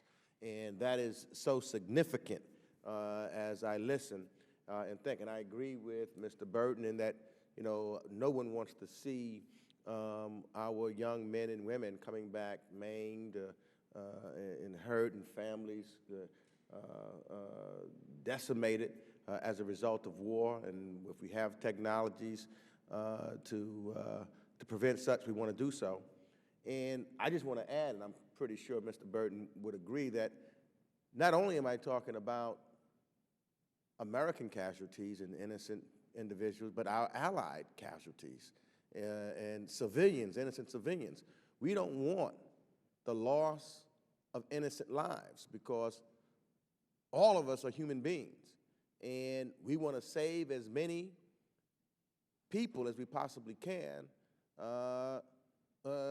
civilians, those who are not committing heinous acts, those who are not the bad guys. We want to go after the bad guys and save as many as the good guys, because oftentimes that is the reason why we go to war. That's the reason why we went to Libya. We wanted to help the good guys and help and save civilian lives and not have innocent people die. And surely, if we can do something to prevent our young men and women from being victims during war, I think that we should move in that direction. Now, and my question, I guess, that I'll throw out first, because there's this great need, I think, of having NATO, and Dr. Flanagan, you just talked about the model that was used in the Libya mission, which I pretty much agreed with. The only concern that I have is that the threat perceptions or the cost-benefit analysis look different within the alliance, because you mentioned how we let Britain and France take the lead, and it was a successful operation because we also had Sweden and the Gulf states involved. But there were other partners that stayed out. And that raises the question of, what about future operations? And will it increasingly be, say, the coalitions of the willing within the alliance? And if that's so, then what does that mean for the future of NATO? And again, as I stress, I think that there's importance, but these are one of the concerns that I have, just now analyzing what took place in Libya and thinking about the future. So I'd love to get your response on that. No, Mr. Meeks, I think that's a very good insight, and I do think that is the challenge that the alliance is going to confront. We don't have, among an alliance of 28 countries, you don't have the common assessment. There wasn't certainly the sense that a lot of some of the Northern European allies had, particularly one big one, Germany, had about the situation in Libya and how it affected their security. What I think is important is the key thing is what enabled the alliance to move forward so effectively was the degree of integration and interoperability that had been developed through the unified military structure, and it's important to maintain that.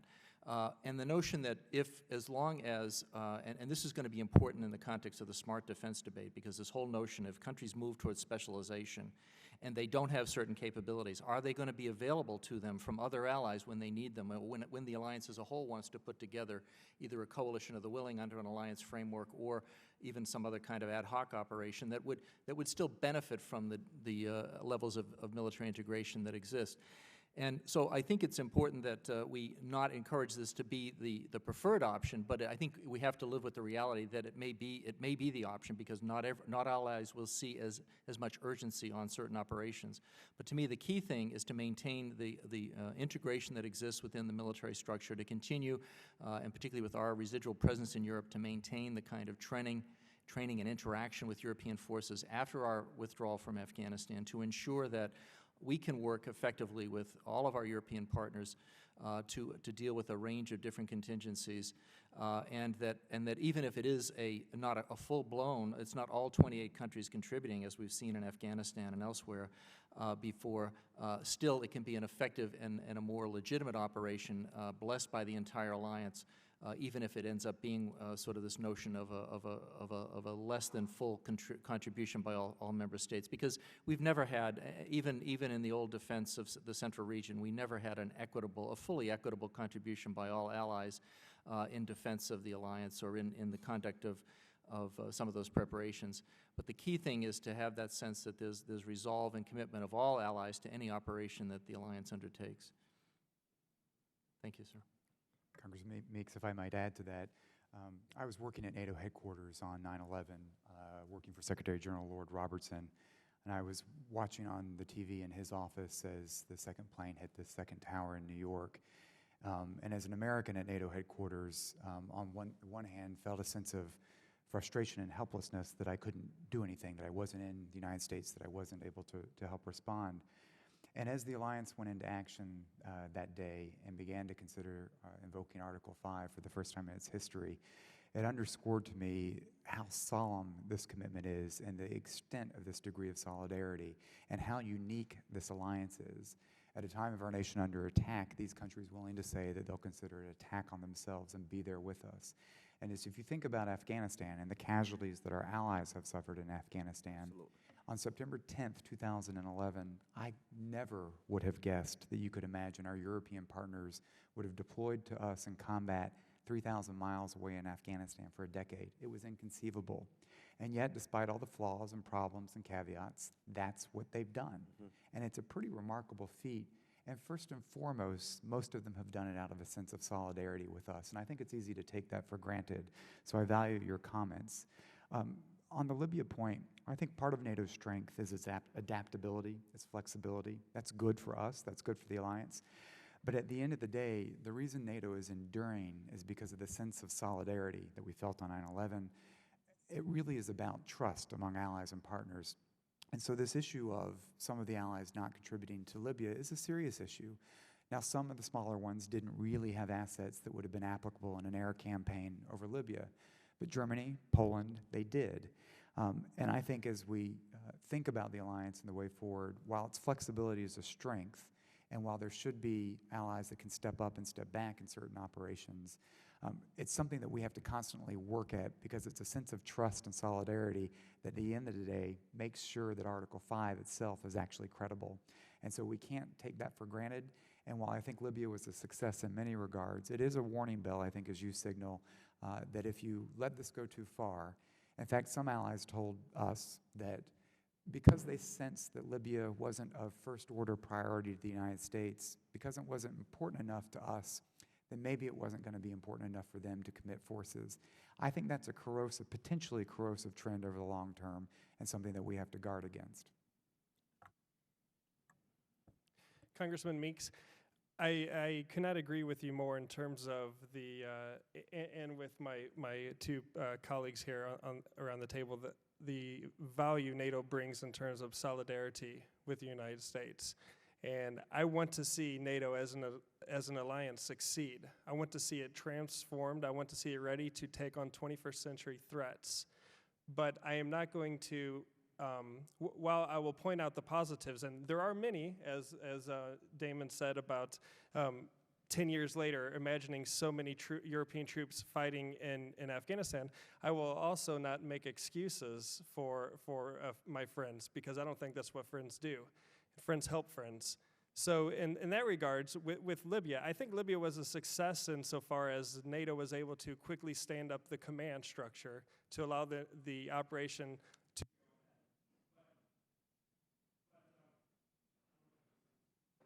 Try the button. Hit the button. Is the button, didn't you hit it by accident?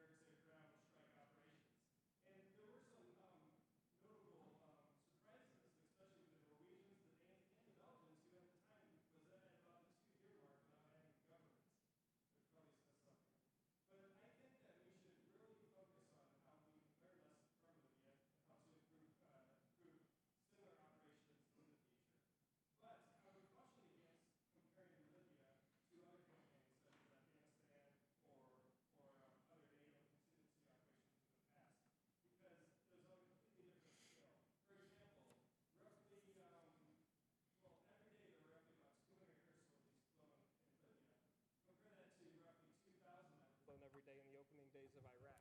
So again, completely different scale.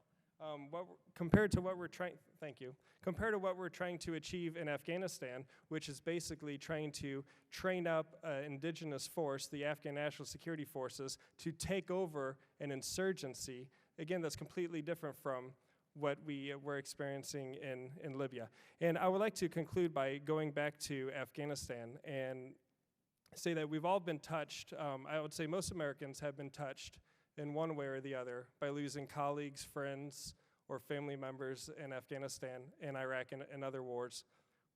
But we need to make sure that we set clear objectives for what we're trying to achieve. And in Afghanistan, the standard for NATO should be a pretty low standard. It should be simply to create the conditions where the Afghans can take over the counterinsurgency mission so Western troops can leave. The ANSF are the ticket out for Western troops.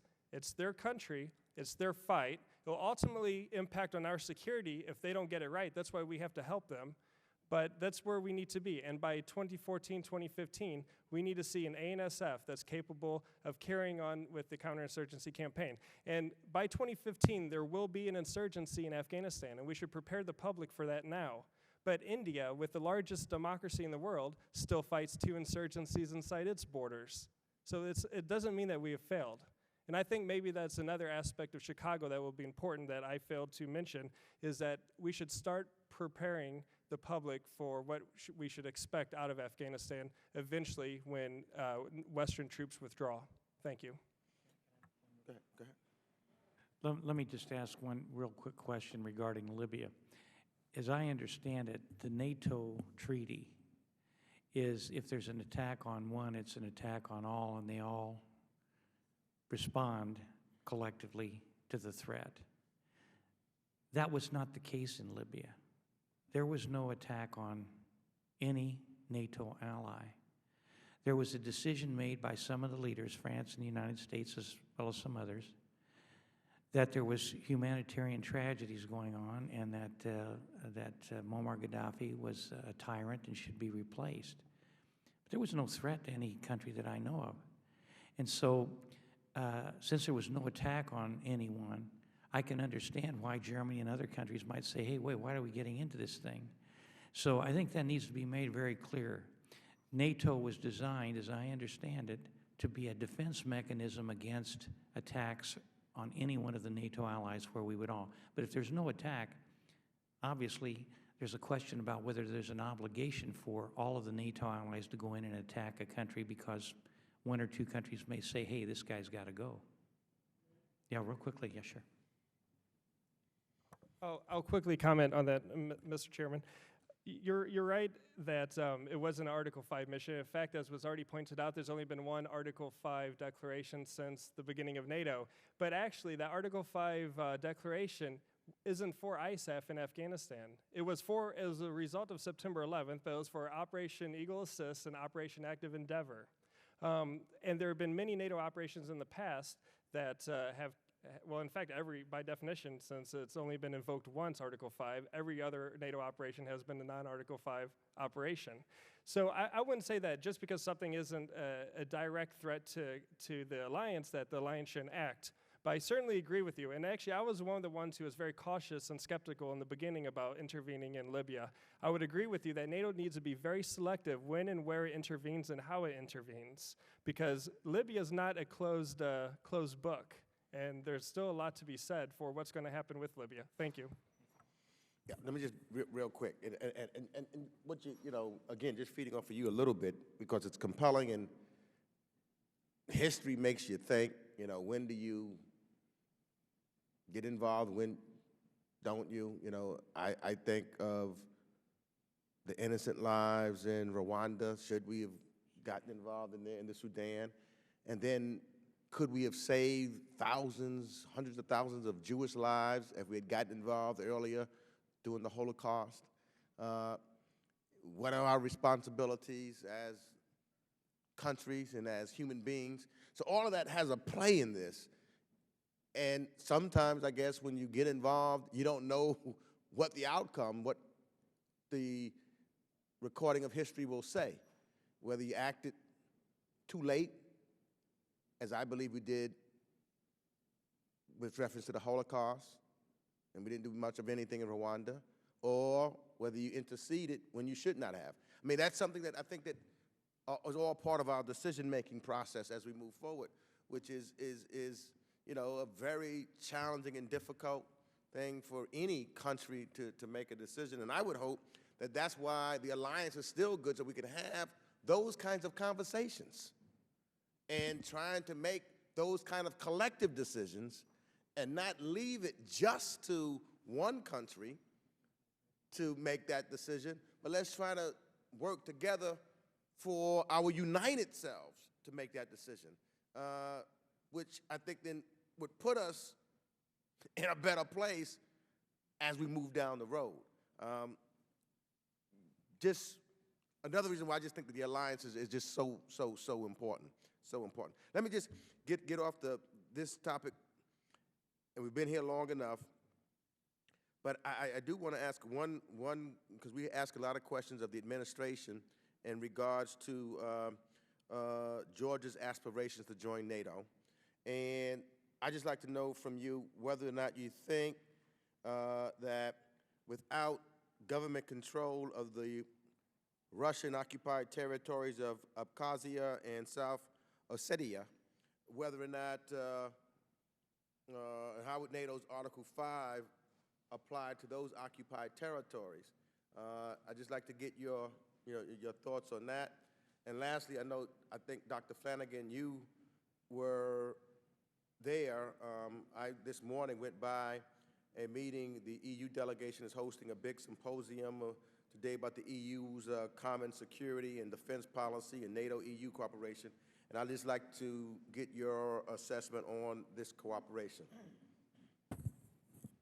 I might start on Georgia. If the alliance said that Georgia could not enter NATO until Russia withdrew from Abkhazia and South Ossetia, we by default would be giving Russia a veto over our decisions about enlargement. And that's a path the alliance can't go down, shouldn't go down. So this is a complicated and difficult issue. But we brought Germany into the alliance when it was divided.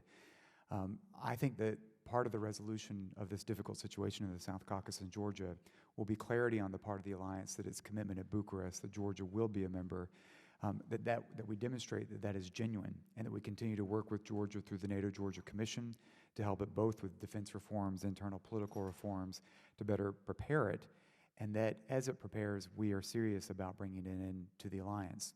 This will have to create and force a dynamic that creates a more auspicious environment for the negotiations over Abkhazia and South Ossetia. But if we back up and lead and say we can't touch Georgia until Russia withdraws, we basically have ceded the turf to a decision in Moscow, and I think we can't go down that path in my view.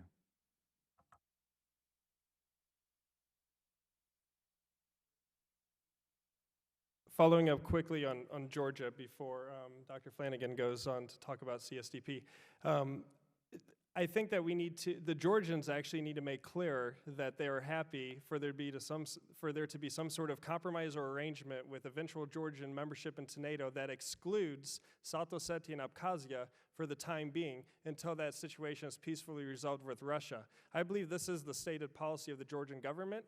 I don't believe that they've done a very good job at conveying this message to NATO allies, but President Saakashvili has made a non-use of force pledge on regaining the two occupied territories. So by definition of pledging not to use force, he's automatically implied that he sets aside NATO's Article 5 commitment if Georgia was to become a member of NATO.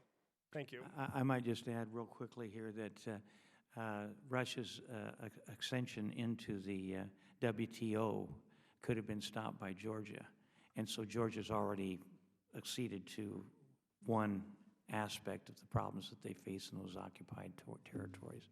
So I think you're absolutely right. It'll be the same thing. Absolutely, Mr. Chairman. And actually that decision, the agreement made between Georgians and the Russians over this issue of Russia's membership in the WTO actually shows that President Saakashvili is willing to take a pragmatic stance when it's required. Thank you. Mr. Meeks, yes, with regard to CSDP, you use common security and defense policy. I think the theme of some of this morning was that, well, some had declared that perhaps it was, if not dead, nearly dormant. But I think we heard that that there are important operations still underway. Some not very prominent in Central Africa, but you know, in helping Sudan and others. But some actually quite significant, including the Atalanta anti-piracy operation, which is working with both the NATO and the U.S. task forces that are operating out there in that region. The EU has not set up lots of duplicative structures, as many had feared. They don't have the resources to do it. And I think as long as, and one of the strengths that the EU can bring to these kinds of operations, in this in particular in their mission in the Horn of Africa, they have been also providing some financial support to assisting the Somalians with enhancing their security, with some of the illegal elements of going after some of the piracy money and finances. So the notion that the EU can bring, because of the other elements of the EU institutions, that can bring along some of the areas of civilian capacity together with the European military capacity, I think is some of the kinds of things we should encourage. Again, not big and duplicative missions that should be focused on NATO, but some of these lesser activities where, in showing that Europe is building the Union in all of its dimensions, that this is something that I think in the end provides net benefit to the United States and to all the allies. Thank you. Well, gentlemen, thank you very much. This has been a very informative panel, and I'm sorry we kept you so long, but it was worth the wait, I think. Thank you.